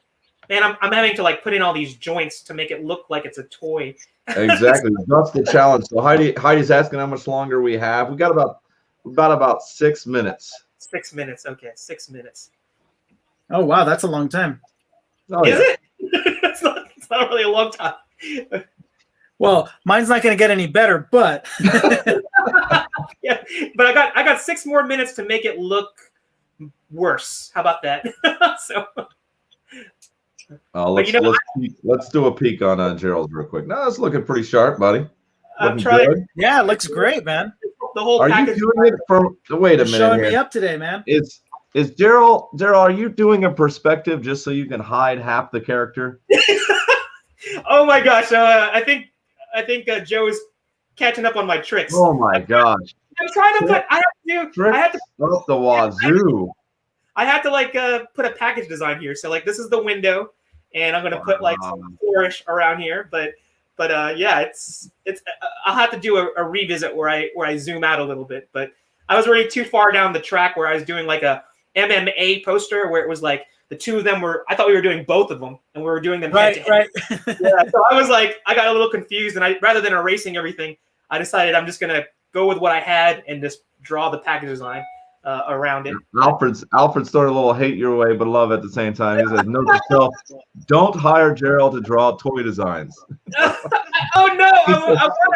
I was trying to impress Edgar, so Edgar can like get me to, because I would love to do toy design, and I'm gonna be like hitting up Edgar to go, hey man, do you need anybody to do toy design? Because I would really like to. Oh my gosh! All right, we're almost there, guys. We got let's see here, 4 more minutes. 4 more minutes. Okay. All right, I'm gonna bring us all up, give you guys a little chance. All right, so remember, if you're just watching the show now, you draw along with us. Put it in the art show group on Facebook. We will bring it up on this show, and we will make sure that your artwork is shared live while we're doing the show. Okay. Wow, that Comics Cast logo is right up on Edgar's face. Who put that there? What a lame person. Let's do this instead. Boom. All right. Now we can see you. All right. Good stuff. Man, look at that. Look at that nice perspective on that box. Fantastic work. And you're going to draw the rest of the toys, right, on the shelf? You know, and I started out drawing mine with the box. Like, oh, we're losing stuff. Am I losing you guys? I was thinking that we were doing doing them flat in package, and I started sketching them out that way. Mm-hmm. Well, that's the right call. I guess he's pretty much saying Gerald can't follow directions. That's pretty much it. So. No, I like where you took it though, Gerald. It's definitely a really nice piece. I basically started. Well, anyway, I went down the wrong road too. I wasn't very clear. I'll take personal responsibility. Yeah, I think we'll throw some shade on Joe for not being completely clear in terms of what we have to do. And you know what? I just realized, how do you spell Sid? Is it S-I-D? S-Y-D? Yeah. S-I-D. Okay, good. For once I made the correct call in terms of what his name is. So here we go. For once. For once. All right. I'm over here just tooling around on the interwebs. Don't mind me. I'm just gonna go play on Instagram for a while. No, I'm over here just getting our other pages set up. Looking forward to seeing how this closes out. All right. So we're running pretty good on time. It's 11:40 here. So we'll have this closed out here in a couple minutes, and then we'll show you guys work. We got one on Art Show right now, so if you guys are going to put it in, make sure you guys put it in sooner rather than later. Right now I'm seeing Sarah. Thank you very much, Sarah. You did a great job. And yes, they do count as toys, Sarah. Well, everybody will know soon enough. All right, good stuff. How much time do we got, Joe? 2 minutes. 2 minutes. All right. Let me see here. Where are we at? I don't want to show you guys his work anymore because we got to wait until the end. But all right, what else do we have? We've kind of jumped on everything. Tell me about your tell me your Toy Story. How did you get into designing toys? Like, how did that door get open for you? Or did you just like kick a door and be like, I'm here, deal with it? Yeah, as everything else in my life, right? No. Oh, let me hide that. For me, it was basically I'd always been interested in art, and one day by sheer luck, I happened to sit in on. I was a TA for the art teacher, and I happened to sit in on one of his AP classes, and recruiter from Otis came around and was like, hey, here's this pitch for coming to Otis. We have all these exciting new programs, and we're actually introducing this amazing new program for next year. And I was like, oh, well, that, I'll hear what he's got to say. And he's like, yeah, it's a toy design program, first of its kind in the nation. It's very exploratory, but we're hoping that this works out, yada yada. And I was like, oh, that's kind of cool. I mean, I like drawing and I love toys. Why not mix the two?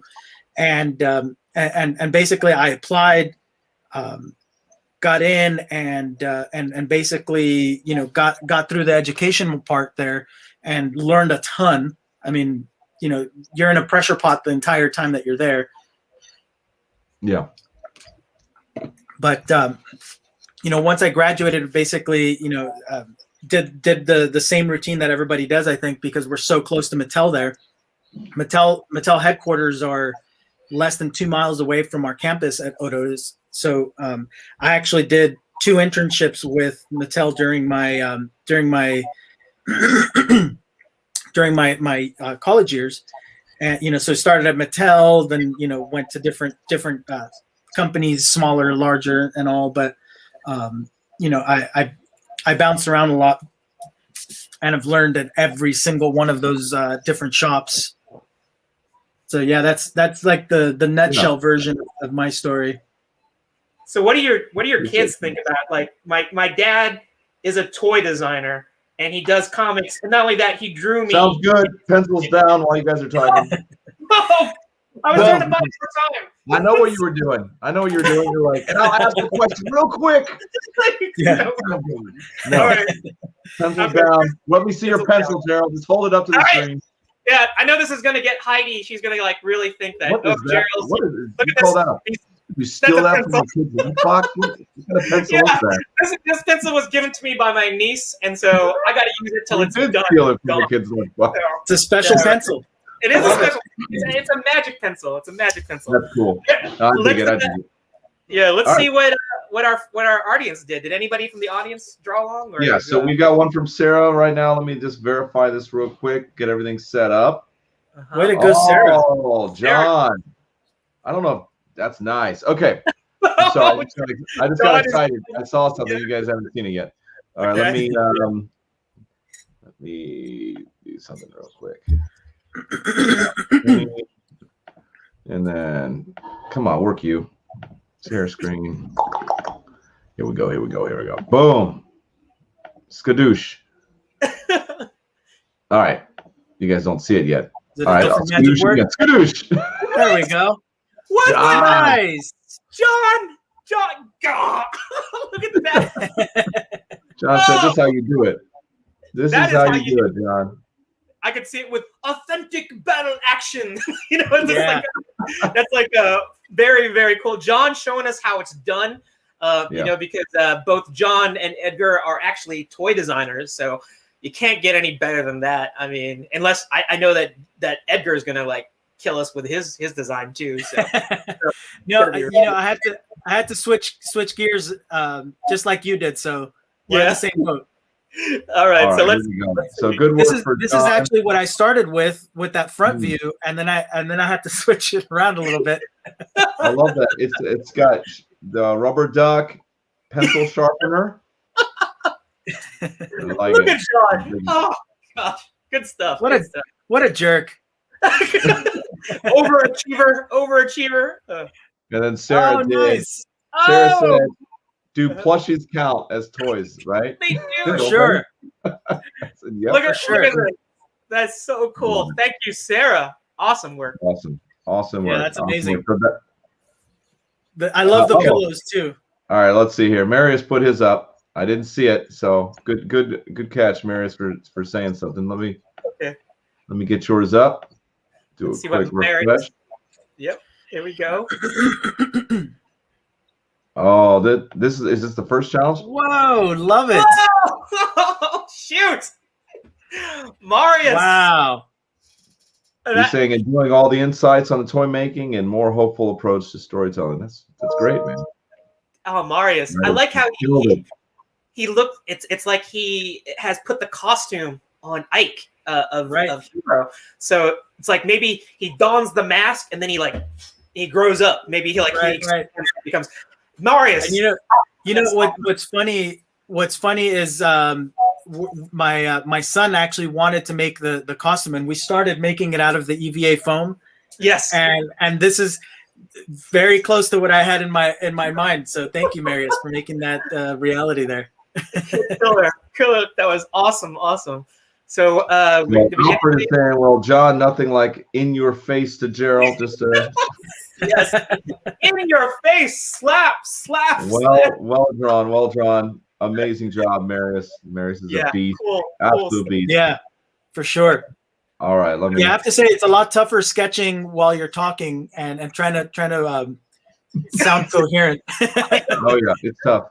Talk and draw is a whole nother ball game. Right. But let's see what Edgar did. I'm like on pins and needles wanting to see. Oh yeah, let's go straight to Edgar. Yeah. Nah, we're not. Nice. There we go. I love that piece, by the way. Very good. Very cool. Very animated, man. Yeah. What is that? Battle station post? Battle action pose. Yeah, I didn't get a chance to really make it packaging but because where AmeriKaiju was, I was gonna draw Van, and I was gonna have them head to head like they were doing an MMA poster. But then I heard, we gotta draw the packaging. So this is like my I know you heard it. You heard it the third time I said it, not just the first or second time I said it. Well, so I'm slow like that. I love it. No, it's good work, man. It looks great. I love the packaging. Yeah. I love how you figured out a way to get to work. I got some joints in there. There's some joints. Yeah. So, but yeah, that's those count. They count. Sarah loves it. Sarah's saying she's loving this one. Thank you, Sarah. Okay, let's see. You definitely added a lot of flow to it, man. I love the way that he's a little chunky, and that's it looks so good. Yeah. Well, I kind of was inspired by your toys. I decided not to go the McFarlane route and make them kind of like more monstrous and more real. I don't know, realistic, but I wanted to do like a chibi cartoon style kind of look. And looking at your art, I kind of want to do that too. It's so cool when I'm seeing the influences that all of my guests have on the show on me. And I kind of want, it's made me a little bit schizophrenic because now I don't have any style. I want to do this. I want to do that. I want to do all this. But professionally, you can't have, it's one of those things where you don't, it's not even worth making that style jump as a professional, because professionally I can spend the time and do different styles, but this is what I gravitate towards. The whole chibi style. That's what I gravitate towards in my personal work. But professionally, you have to be a chameleon and do it all, right? You do it. Do what you do is so well. Let's see his all right, artwork. Edgar, do you want to blank your screen out real quick? You want to scare us? This one's a little painful. All right, I'm pulling it up. All right. Here we go. And I forgot to do the wipe though. That looks so cool too. Yeah, that's good stuff, man. I love that you were that's what's so funny to me about artists and creators that are professionals. Like, I hate doing this on live, so my stuff always ends up looking like a character design, a very, very, very rough character design when you got 15-minute challenge. Right. I dig it.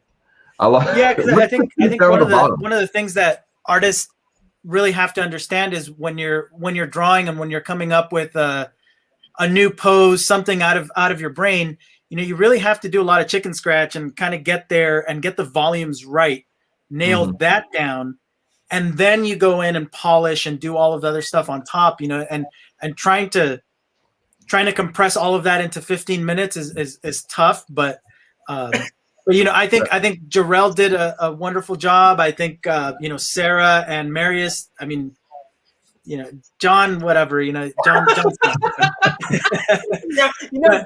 John probably had that ready to go. He goes, I know what Joe is going to do. I already have it. Yeah. I think he had an inside track. Him and Joe are talking on the side. That I figured out about 15 minutes into the show. I was like, okay, I'll be... but in terms of Edgar's drawing here, I totally get it. I mean, I totally see it already, and I like how it looks like those are dismembered legs, or like are those his? Or it comes with bonus legs and bonus legs. He's swinging them around. So initially, I started drawing it as a front view, the way that John submitted, because that's what we're used to submitting, right? You have to show your layout. Yes. And then when we started talking, we said, "Oh, it's only one character." So I had started on the like far right, or actually it was on the far left, but we were both facing left, so I had to flip my screen there. So I mean, you could, if I zoom in, you could kind of see the shoulder pad. Yes, on this side. Yes, yeah. So when I flipped it, I actually flipped it to the correct side for the character, but. It's you have to roll with the punches, and that's part of being a professional in the industry.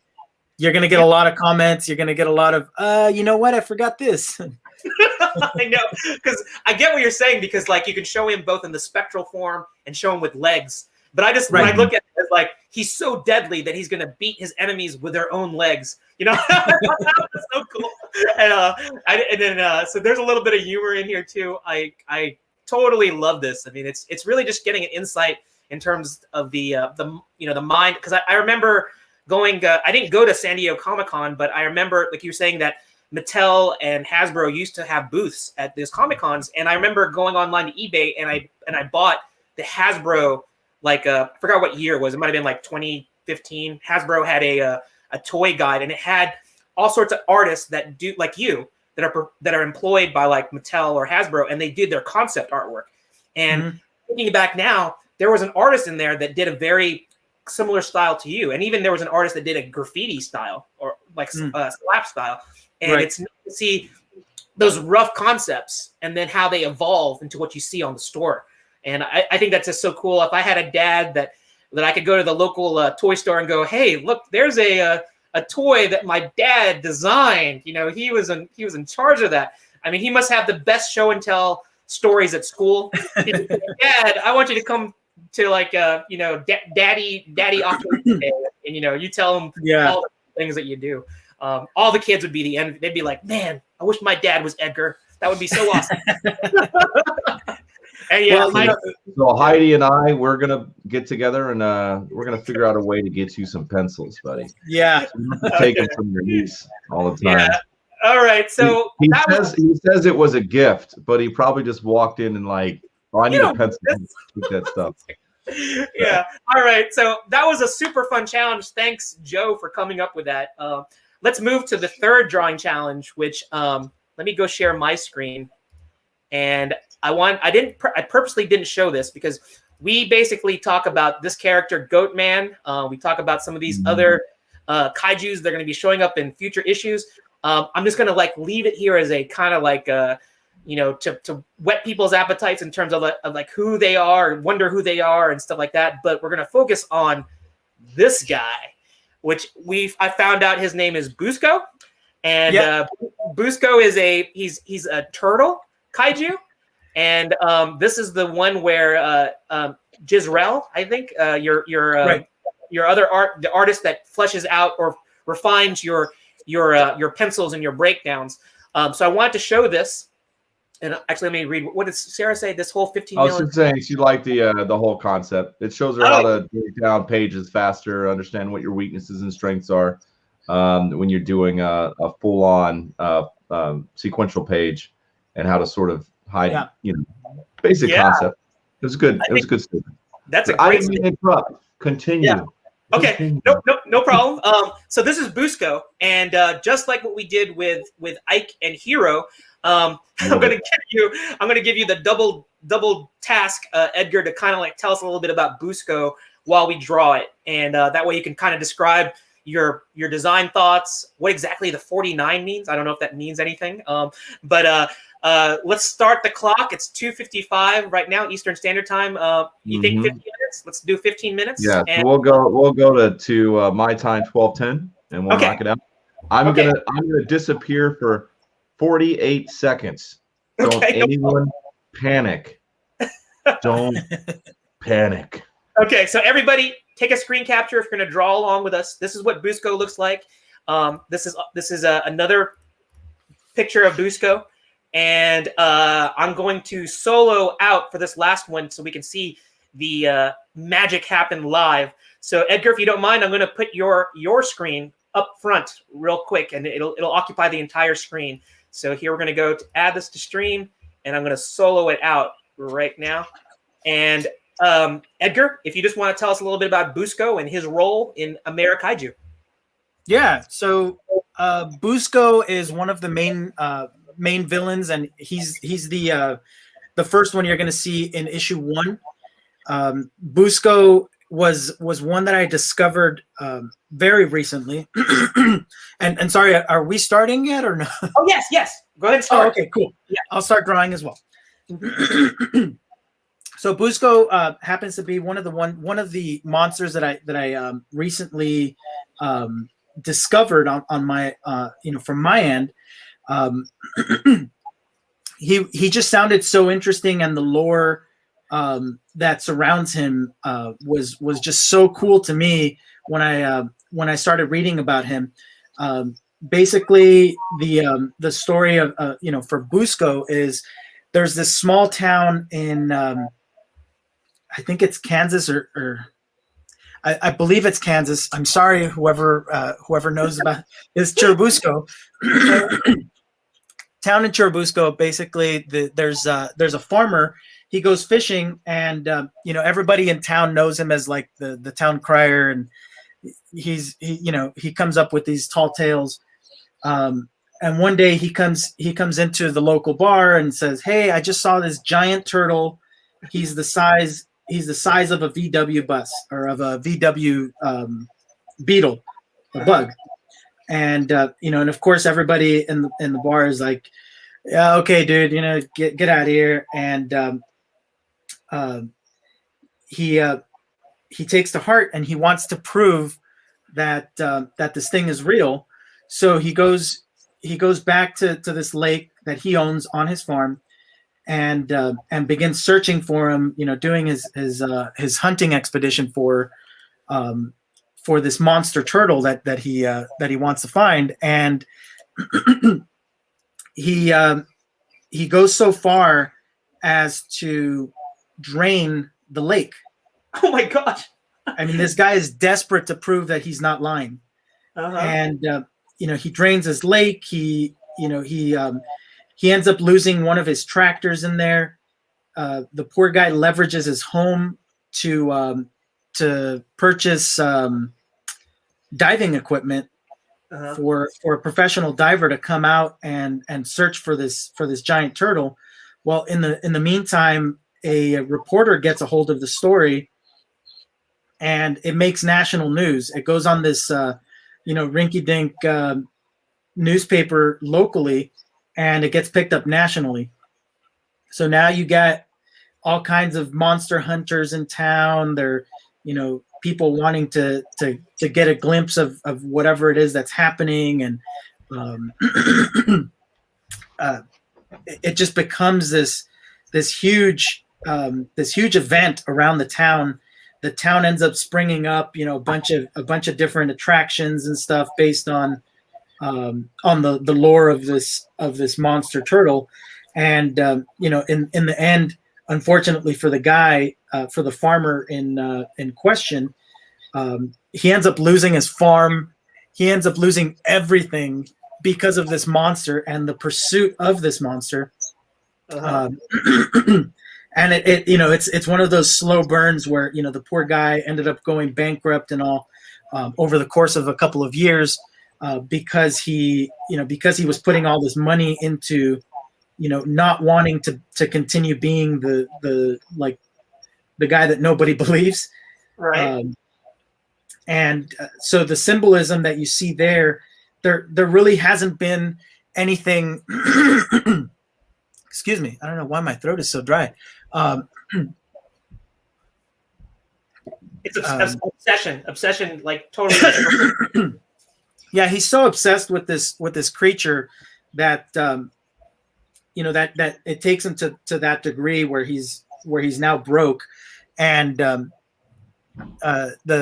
symbolism that you see there, kind of stands for everything that this guy went through.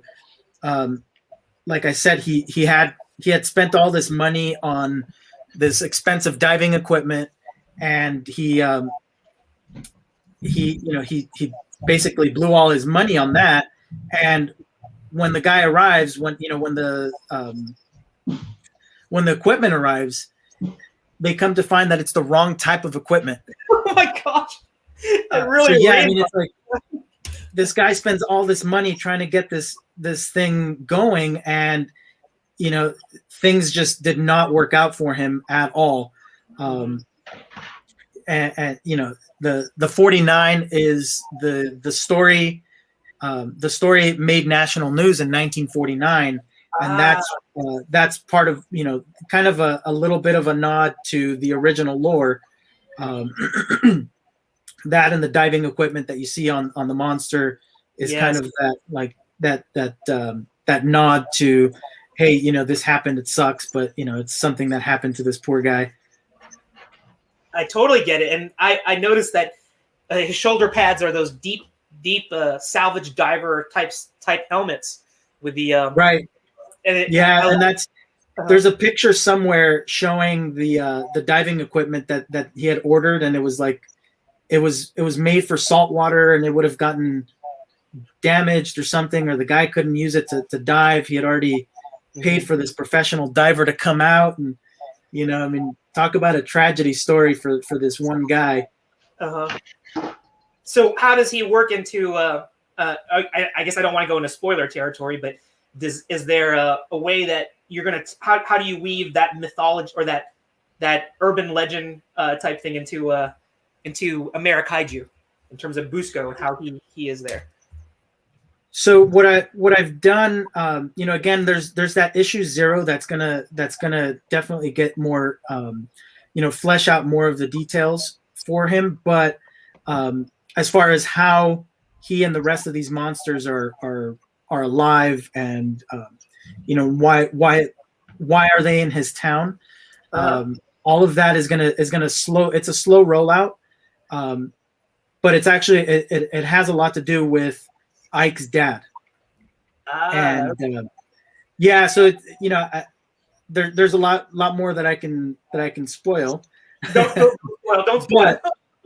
But issue 0 is going to dive into that, and as for right now, I think the bigger thing is for Ike is there's these monsters in town, and he's just like getting right to work. Yeah. And that's where our story begins is basically him getting right into this issue of these monsters are in town, and he has to battle them. And again, this is the 0 issue. So this one is the one that you're working on now. That hasn't been out yet. Right. All right. Just wanted to verify. And when this comes out, how are people going to be able to find 0 issue from you? So 0 is going to be offered in a few different places. I have the current comic issue number 1, and we're going to be doing everything the same way, same rollout. I'm going to be offering it on my website, AmeriKaiju and also on Comixology. Issue 1 is on Comixology already, and we're hoping to roll out the rest of the series in the same way through Comixology. so you'll be able to get it, pick up all of these consequential issues afterwards, through Comixology and through the website, and also through the Kickstarters that we do. Okay. Yeah, this is just a really fun design. So, like, did you when you did your research for Busco, were there like artwork of like what the Busco turtle is supposed to look like? I mean, obviously, I like how you incorporated the deep salvage diver helmets, and I see that in your design you had like the scuba respirator, like that's like his belt, and there's like a gauge, and like you see the tubing and things like that. So were these like just your way of like figuring out, I got to make something fun out of it? If I'm going to make a toy out of it, how this would be very appealing to like kids to like look at? I mean, what was your thought process in terms of like coming up with the design for Busco? Yeah, so I take the approach of, it has to be something ownable, because I do want to eventually, get to a point where these are think of it like Ninja Turtles, right? I want these guys to be very very ownable characters, and something that is like, when you look at it, you're able to say, oh, that's Busco. That's, like the AmeriKaiju version of Busco. Yes. It's maybe hopefully in some way it's like goes into the zeitgeist, and it's basically like this is what Busco looks like now. Yes, exactly. You basically redefined what Busco is. Right, because and the reality is there's really not much out there. If you search for this specific monster in the lore, it's a super interesting story, but all you'll find currently is basically a giant turtle, a giant snapping turtle, and that's really it. And from my end, I wanted to add something ownable, and I equate it to again, the conversations that I've had in the past with John Ottinger. He brought up the Mary Shelley. She created the Frankenstein monster, but along comes Universal, and they add the bolts. They make him green. They make him this tall creature, etc. Those are all things where you look at it, and now that's gone into the national or world zeitgeist, and that's now, when you say draw Frankenstein, the first thing you do is you draw the head with the bolts, right? Yeah. And that already says Frankenstein. Mm-hmm. And for me, I wanted to do the same thing for these monsters, to a certain degree. I'm not going to put myself, in that position either, but for somebody to think of these guys and to be like, oh yeah, that's the Beast of Churubusco. Let's do some diving equipment and some an anchor on his arm, etc. So that would be my ideal, is for somebody to pick this up and be like, oh, okay, that's the new basis for what this monster is. Yeah, well, it is for me. I'd never heard of Busco, so I'm gonna, if I see any variation of Busco that doesn't look like this, I'm gonna go, that's fake. That's not real. that's not what I know. Yeah, exactly. And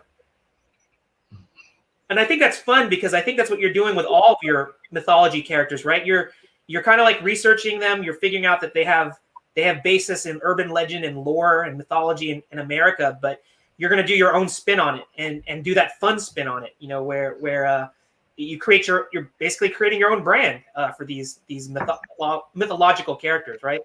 Right. Yeah, and that's really the goal. There is to create something that again is ownable, and is something that is very much me.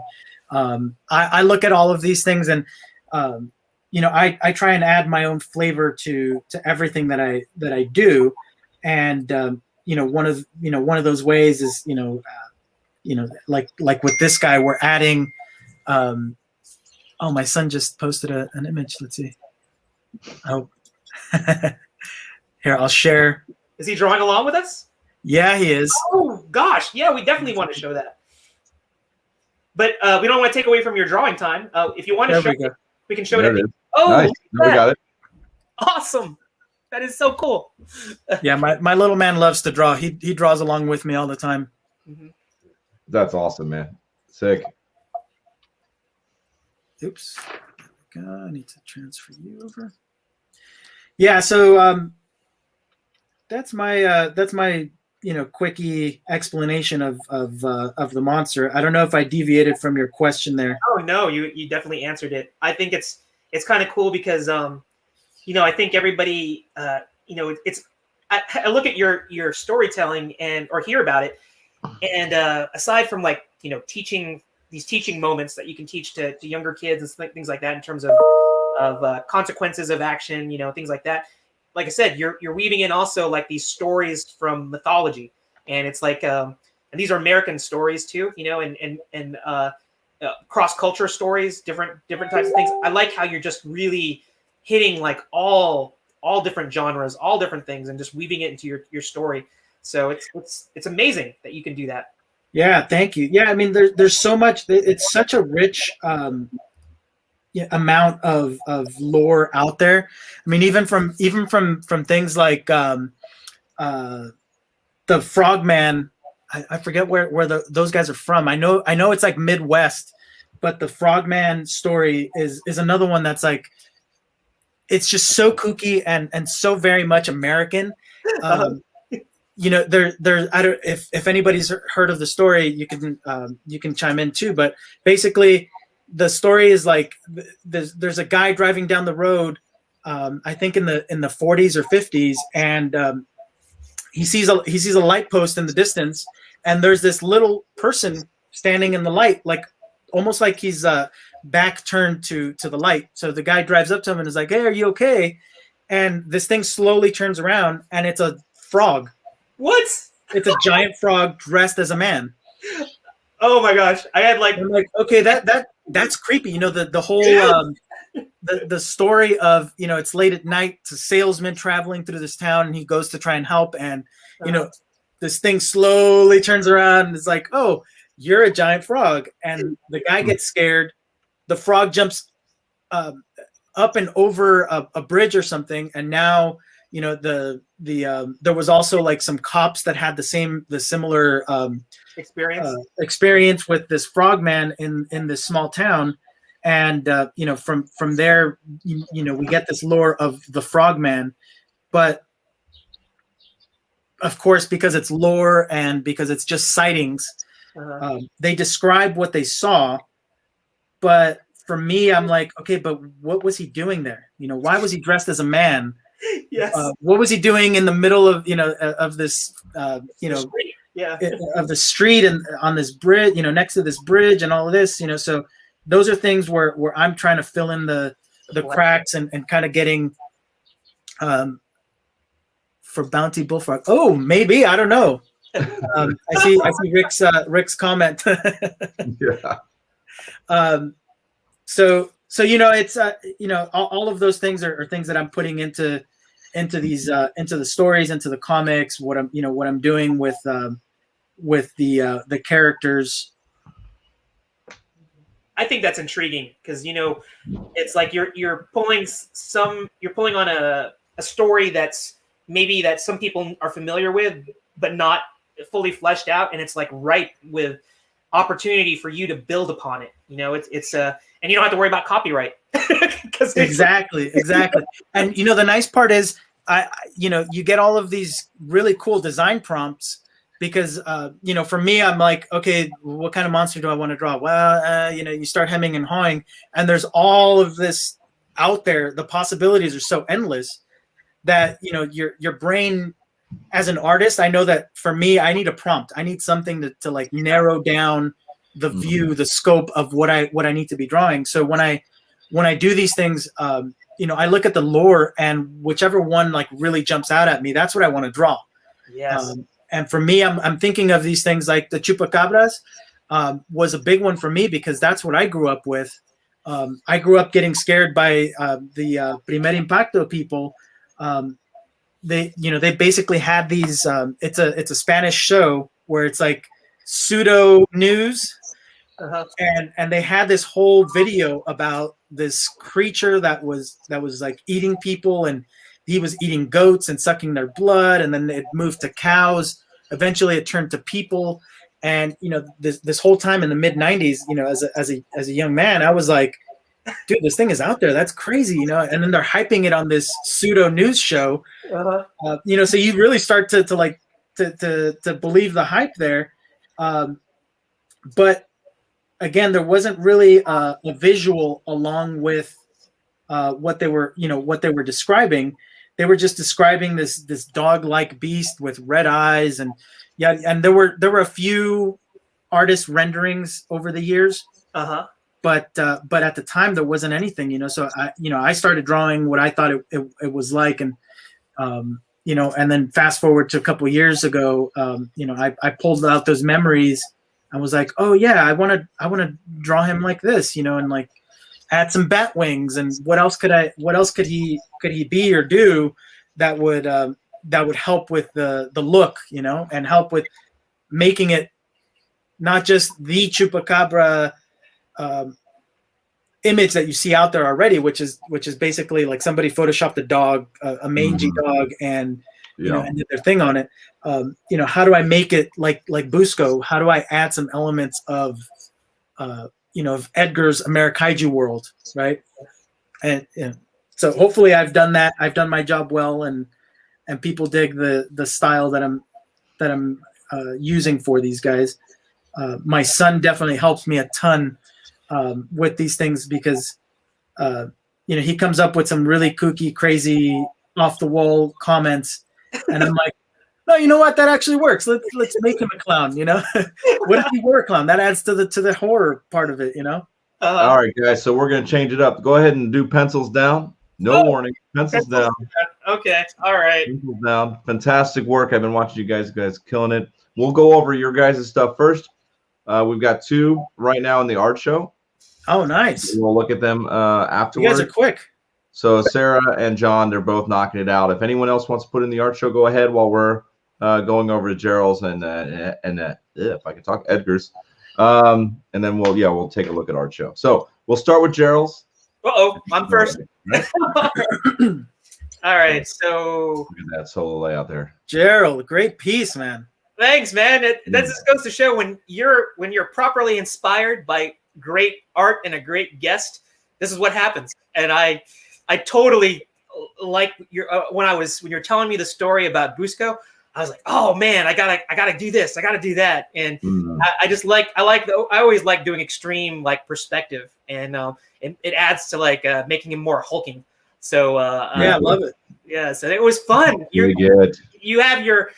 definitely have your finger on the pulse of a very exciting like storytelling, having these American mythology things. Let's see what Edgar did. Yeah. Here we go. Boom. Oh, there we go. Oh. Did he? What'd you say? Yeah, look at that. Gerald dropped one. He's like, oh my God. This is so awesome. And I see this great, as a toy already. This just like, it looks great. I love how you clean your lines up too. I could see how you're almost in the process. And this is a treat to just sort of see your how you build. That's just a big treat. So thanks for being on the show and showing your work, man. I appreciate it. That style is incredible. Yeah, it's definitely a challenge for me. Again, like I said, one, talking while drawing, but also doing it digitally, because I'm so used to doing it in with pen and paper, and this is great.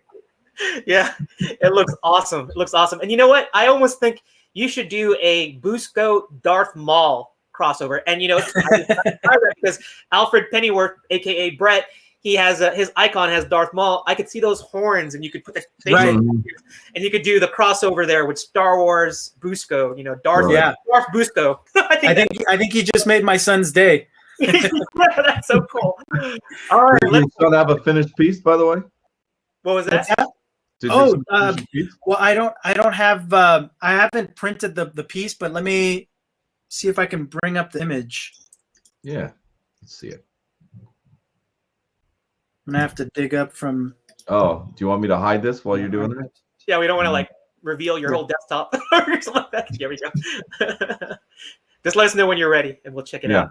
Actually, do you want to go ahead and show anybody? Did anybody in the art show? Yeah, I'll start bringing them up. That's Okay. fine. Let's do it that way. Yeah, that'd be good. All right, so Sarah knocked hers out. Sarah, 3 for 3. She did all 3 challenges. She knocked it out. Good That stuff, looks. Sarah.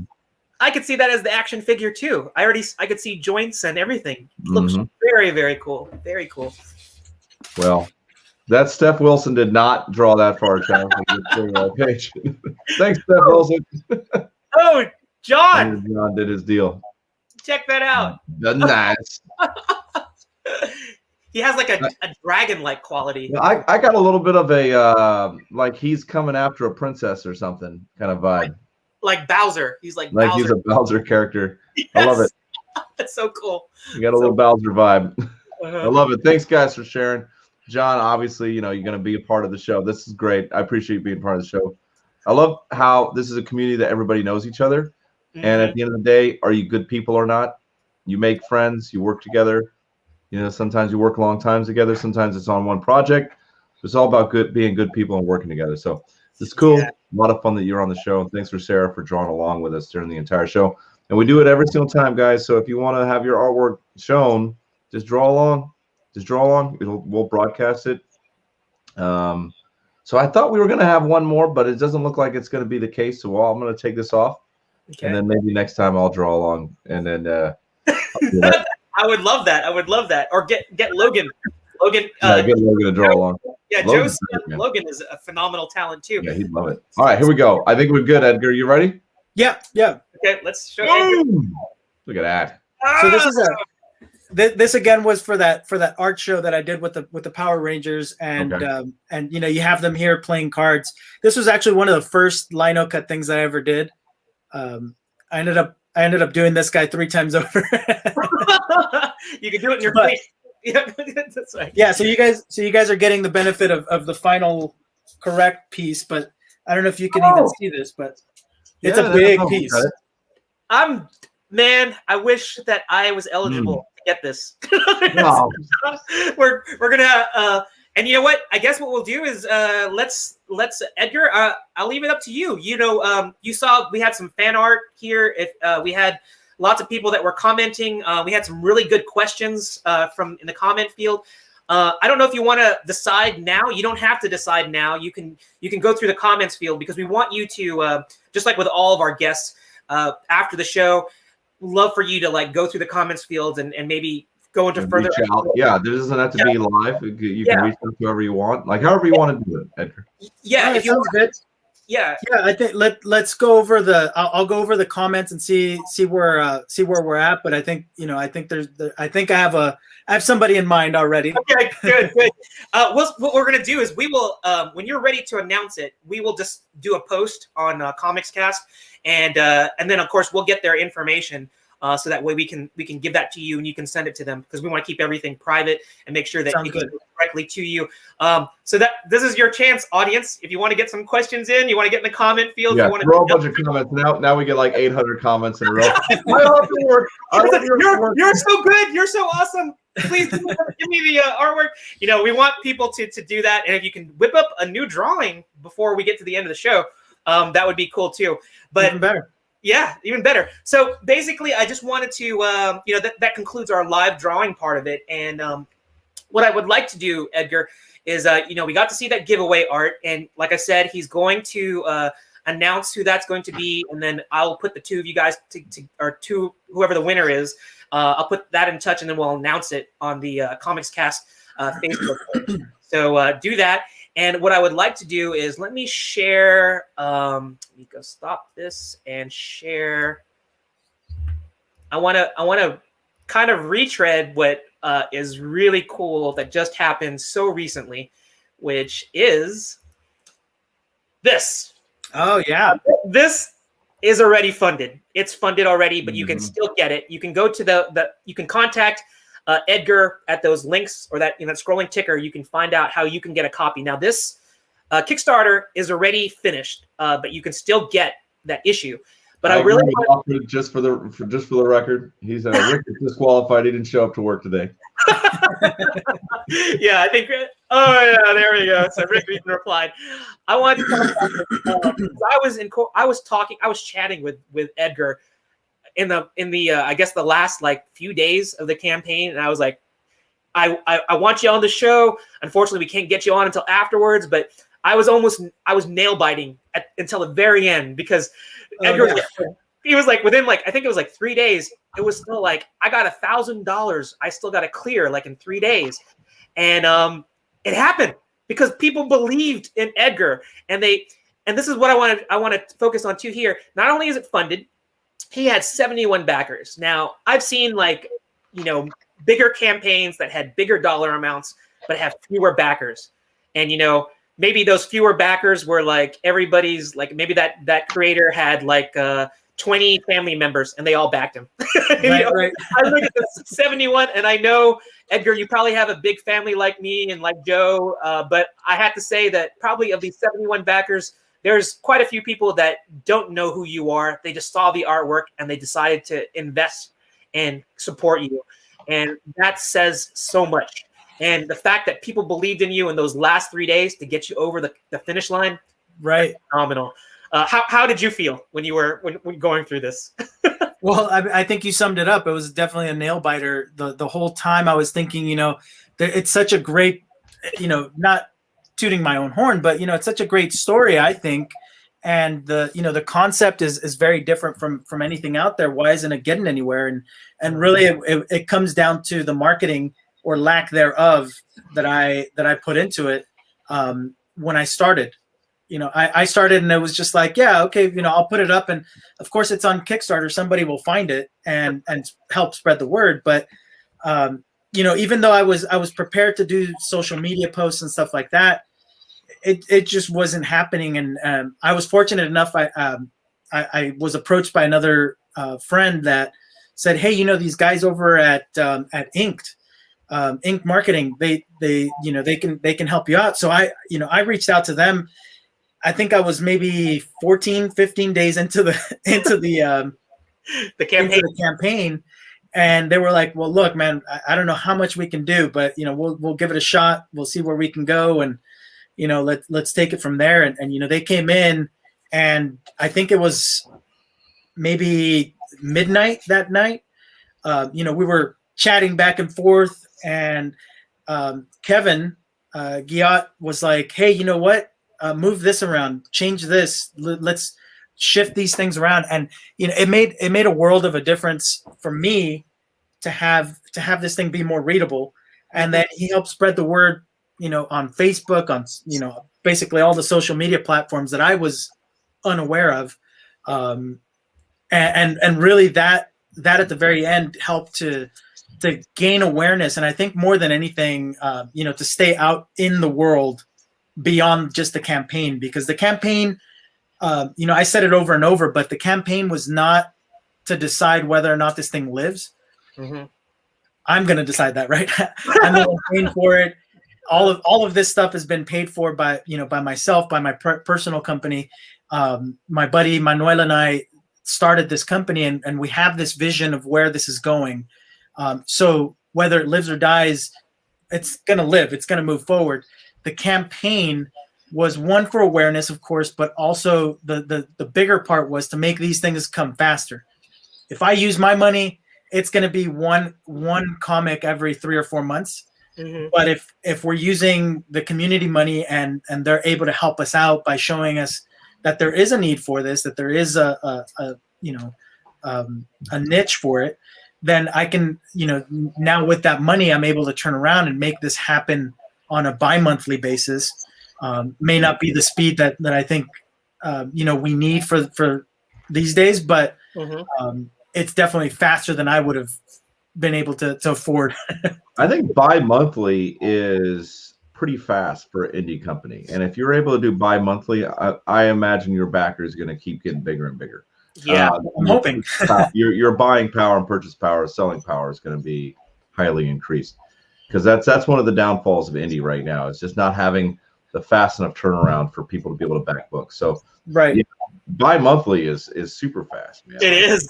It is. Right. I mean, it's ambitious, but I'm very much used to working on that monthly basis. Where with Boom, my experience was it's on a monthly basis, and guess what? You're gonna have 3 other comics along with the main comic that are being worked in. So I'm used to pumping out a lot of work and being able to split my brain up.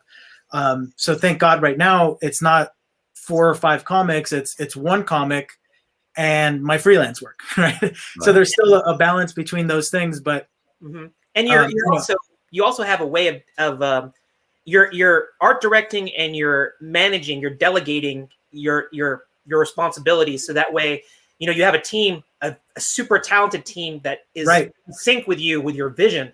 So I think that's a good lesson to like a lot of creators out there, is that knowing, everybody, I think everybody who wants to be a creator, they want to have complete micromanaged control of everything.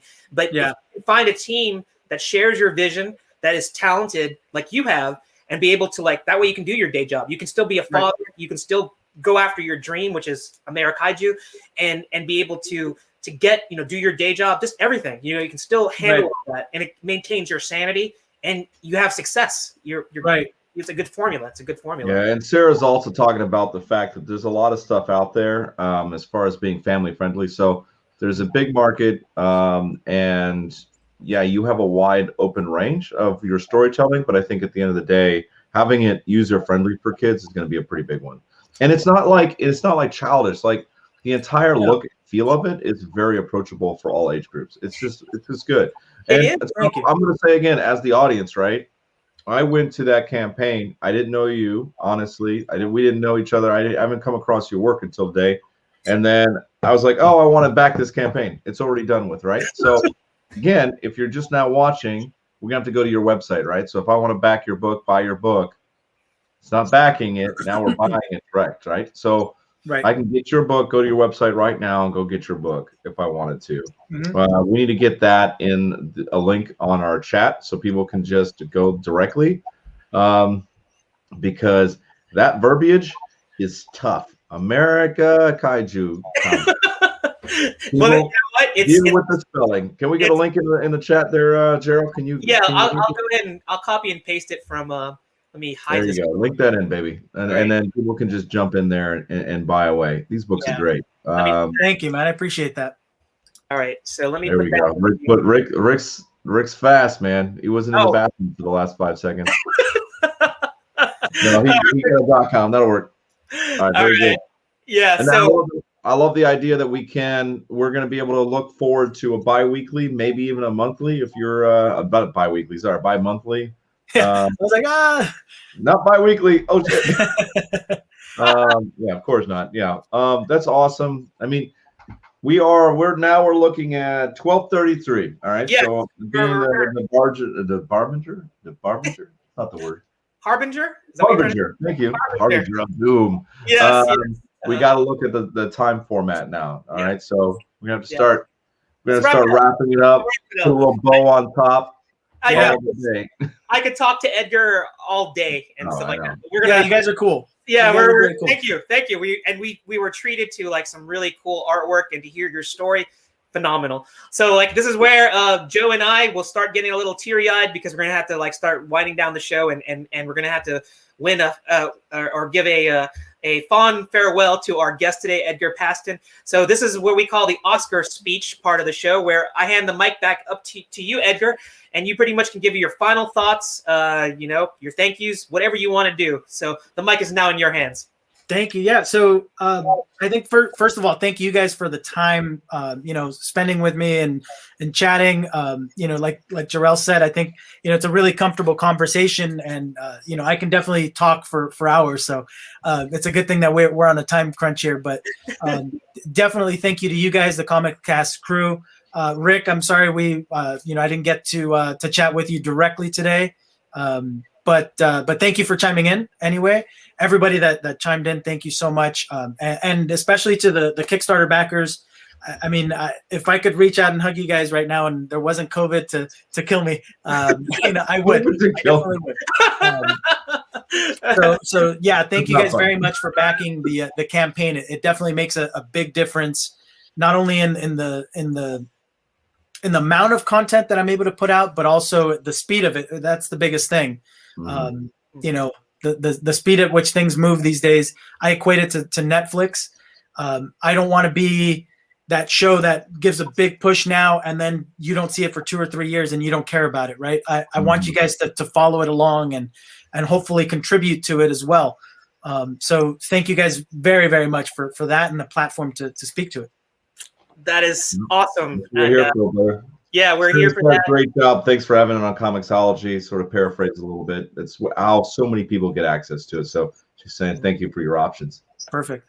Yeah, that is such a great story. I loved hearing it, and she is so right because we have an international reach here at Comics Cast, and unfortunately, not everybody can do a Kickstarter and buy it. Like Sarah hails from Egypt.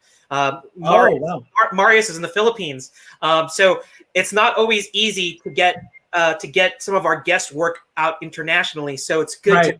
This is a great platform. I mean, we pride ourselves here at Comics Cast to give that reach because we really want to promote our guests and connect them with fans that are all over the world. Yeah. So Edgar, you got an easy project. I mean, art style that's so lovable that everybody wants to be a part of it. Everybody wants to support it, and we got to see that. So this is where we end the show. Thank you very much, Edgar. We end the show with. We have actually 2 things that we're going to end on. But we are going to end with 2 things. But right before we start that, Daryl, I want to add a specific question. Okay. That I think everybody wants to know. How the hell do we get that Stan Lee story that you did? How is that going to happen?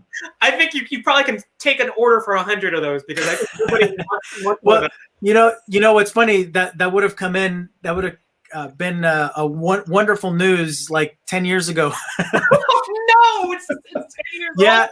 I'm basically, I'll figure out something with the guys that I have behind me. I have maybe 30 of those guys left, but this little guy in full color, as you see him here. I mean, the signed one, I only got a few from Stan before he passed, but this full color one, I believe we sold out maybe 8 years ago now.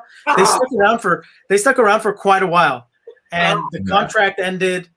And I ended up working with him on other stuff, but the contract ended, and I was just like, well, I'm selling 10 per year. I'm not gonna keep up this contract, but thank you guys for liking it. I think there are a bunch. Not getting it. What did you say? You said there was a bunch where on eBay. Oh, they're pretty sure there's some on eBay. They're probably going for $1,000 or something like that now. Oh my God, they're probably going a lot more than that. No, you'd be surprised. No, but thank you guys very much for that. Support definitely something I take a lot of pride in. Off his game whenever I can just toss in a random. Here. Sorry, Gerald. Gerald's trying to run down the show. I was all like, we need to stop the show and move on. And I know you totally put an extra 10 minutes into the show. Sorry, but that's okay. I gotta know. Yeah, and I wish that those eBay sales for that Stanley, I wish they would send a cut to Edgar because that would be so sweet. But that would be nice. As we go into the final, we have 2 things that we're going to do. But before I get into it, just make sure that you follow Edgar, and make sure that you put some extra things in the comment field, like extra, say, I want that extra art from Edgar. So that way he can decide. Maybe you can sway his mind because he's kind of I have a feeling that Edgar already knows who he's going to give it to. Yeah, he does. I have a pretty good idea so far. I haven't looked at the comments yet, but. Okay. So definitely, I think that'll help put it over the top.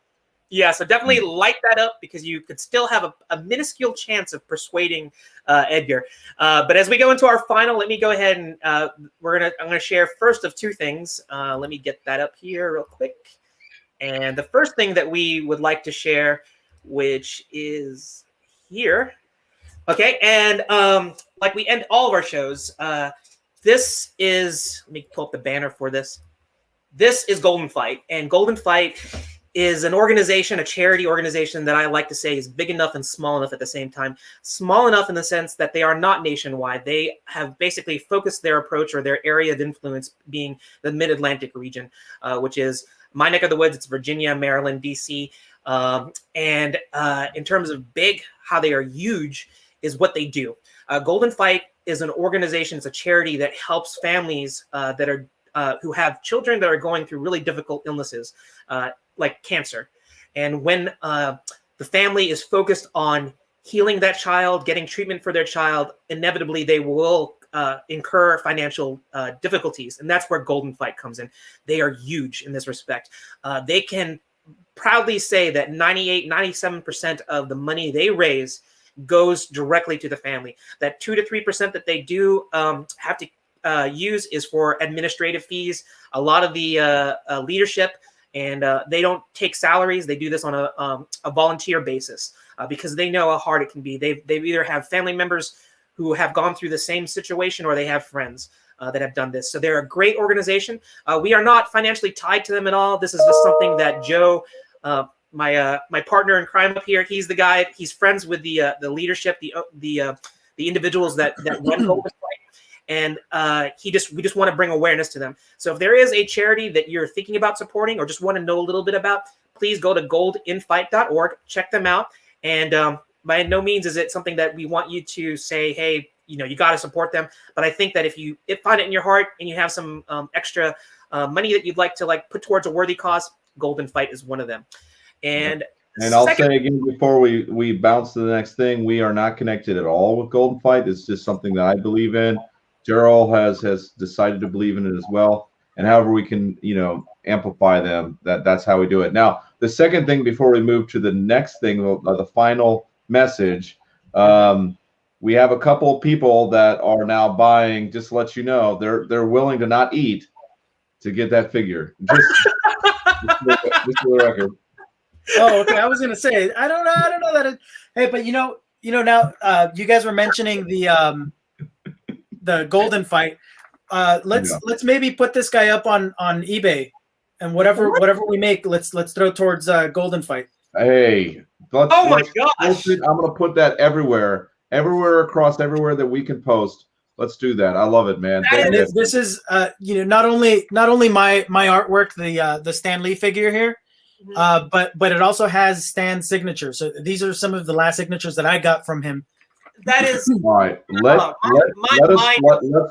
Let's talk after this. It doesn't have to be right after this. It's been a long show, but I will get you in contact. I want to make sure you're tracking everything. I'll get you in contact with the Golden Fight guys, so everybody's kind of linked in, just so everyone knows what's going on. But we'll push it on our platform so they know what's going on.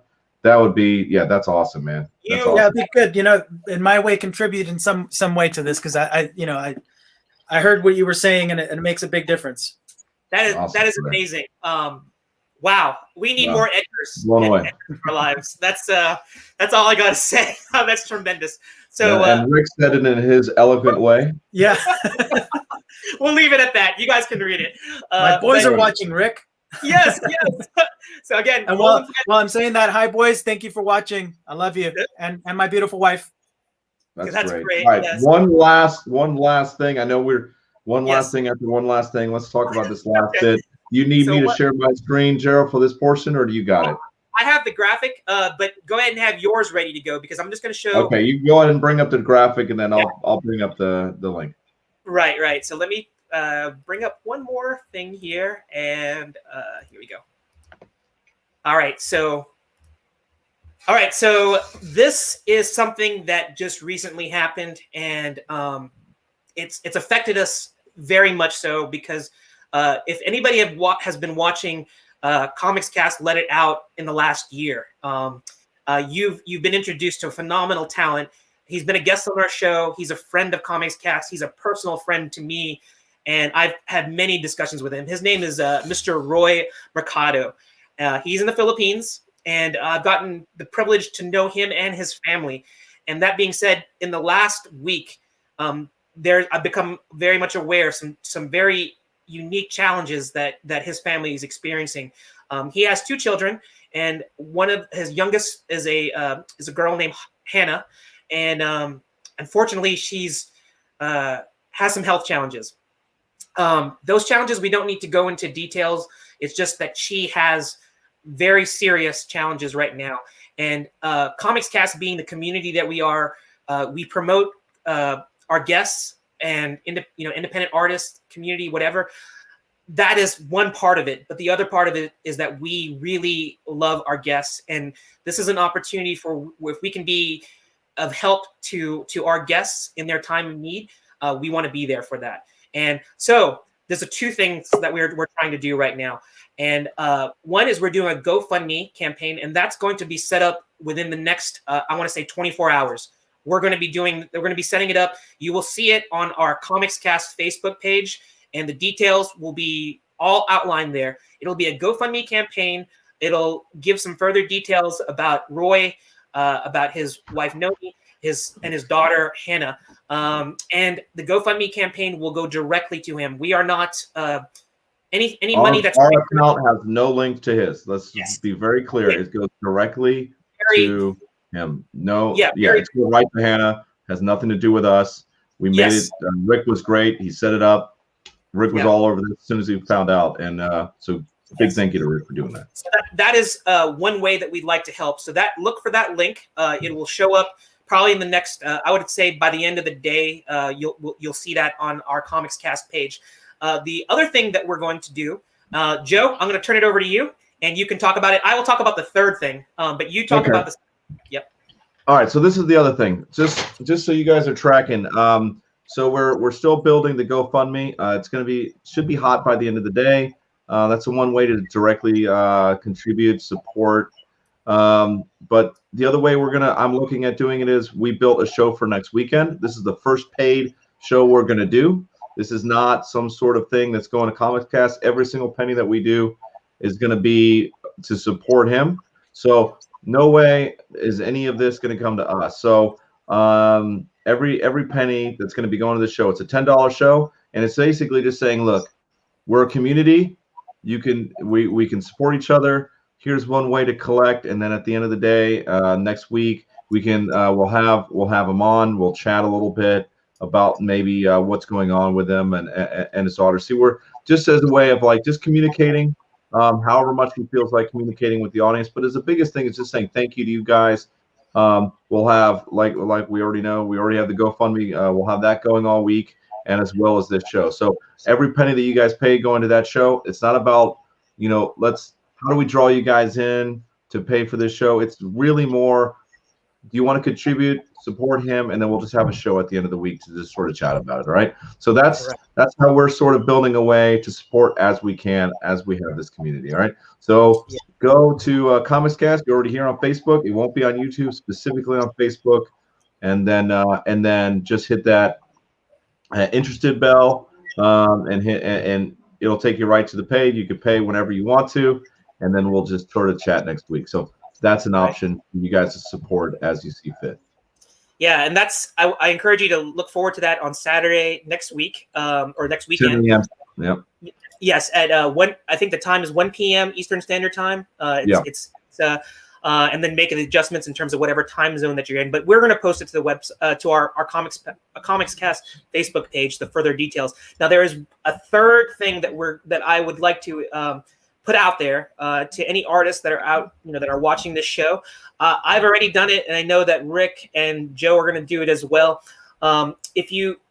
Roy has actually set up a fundraising auction that he's going to be doing. He's a phenomenal artist in his own right, so he's going to be giving away a lot of his art, or like not giving away. He's going to be auctioning it off to help raise money to get Hannah healthy. And being in the Philippines, the only thing that I could do was actually offer some artwork for him to do prints of.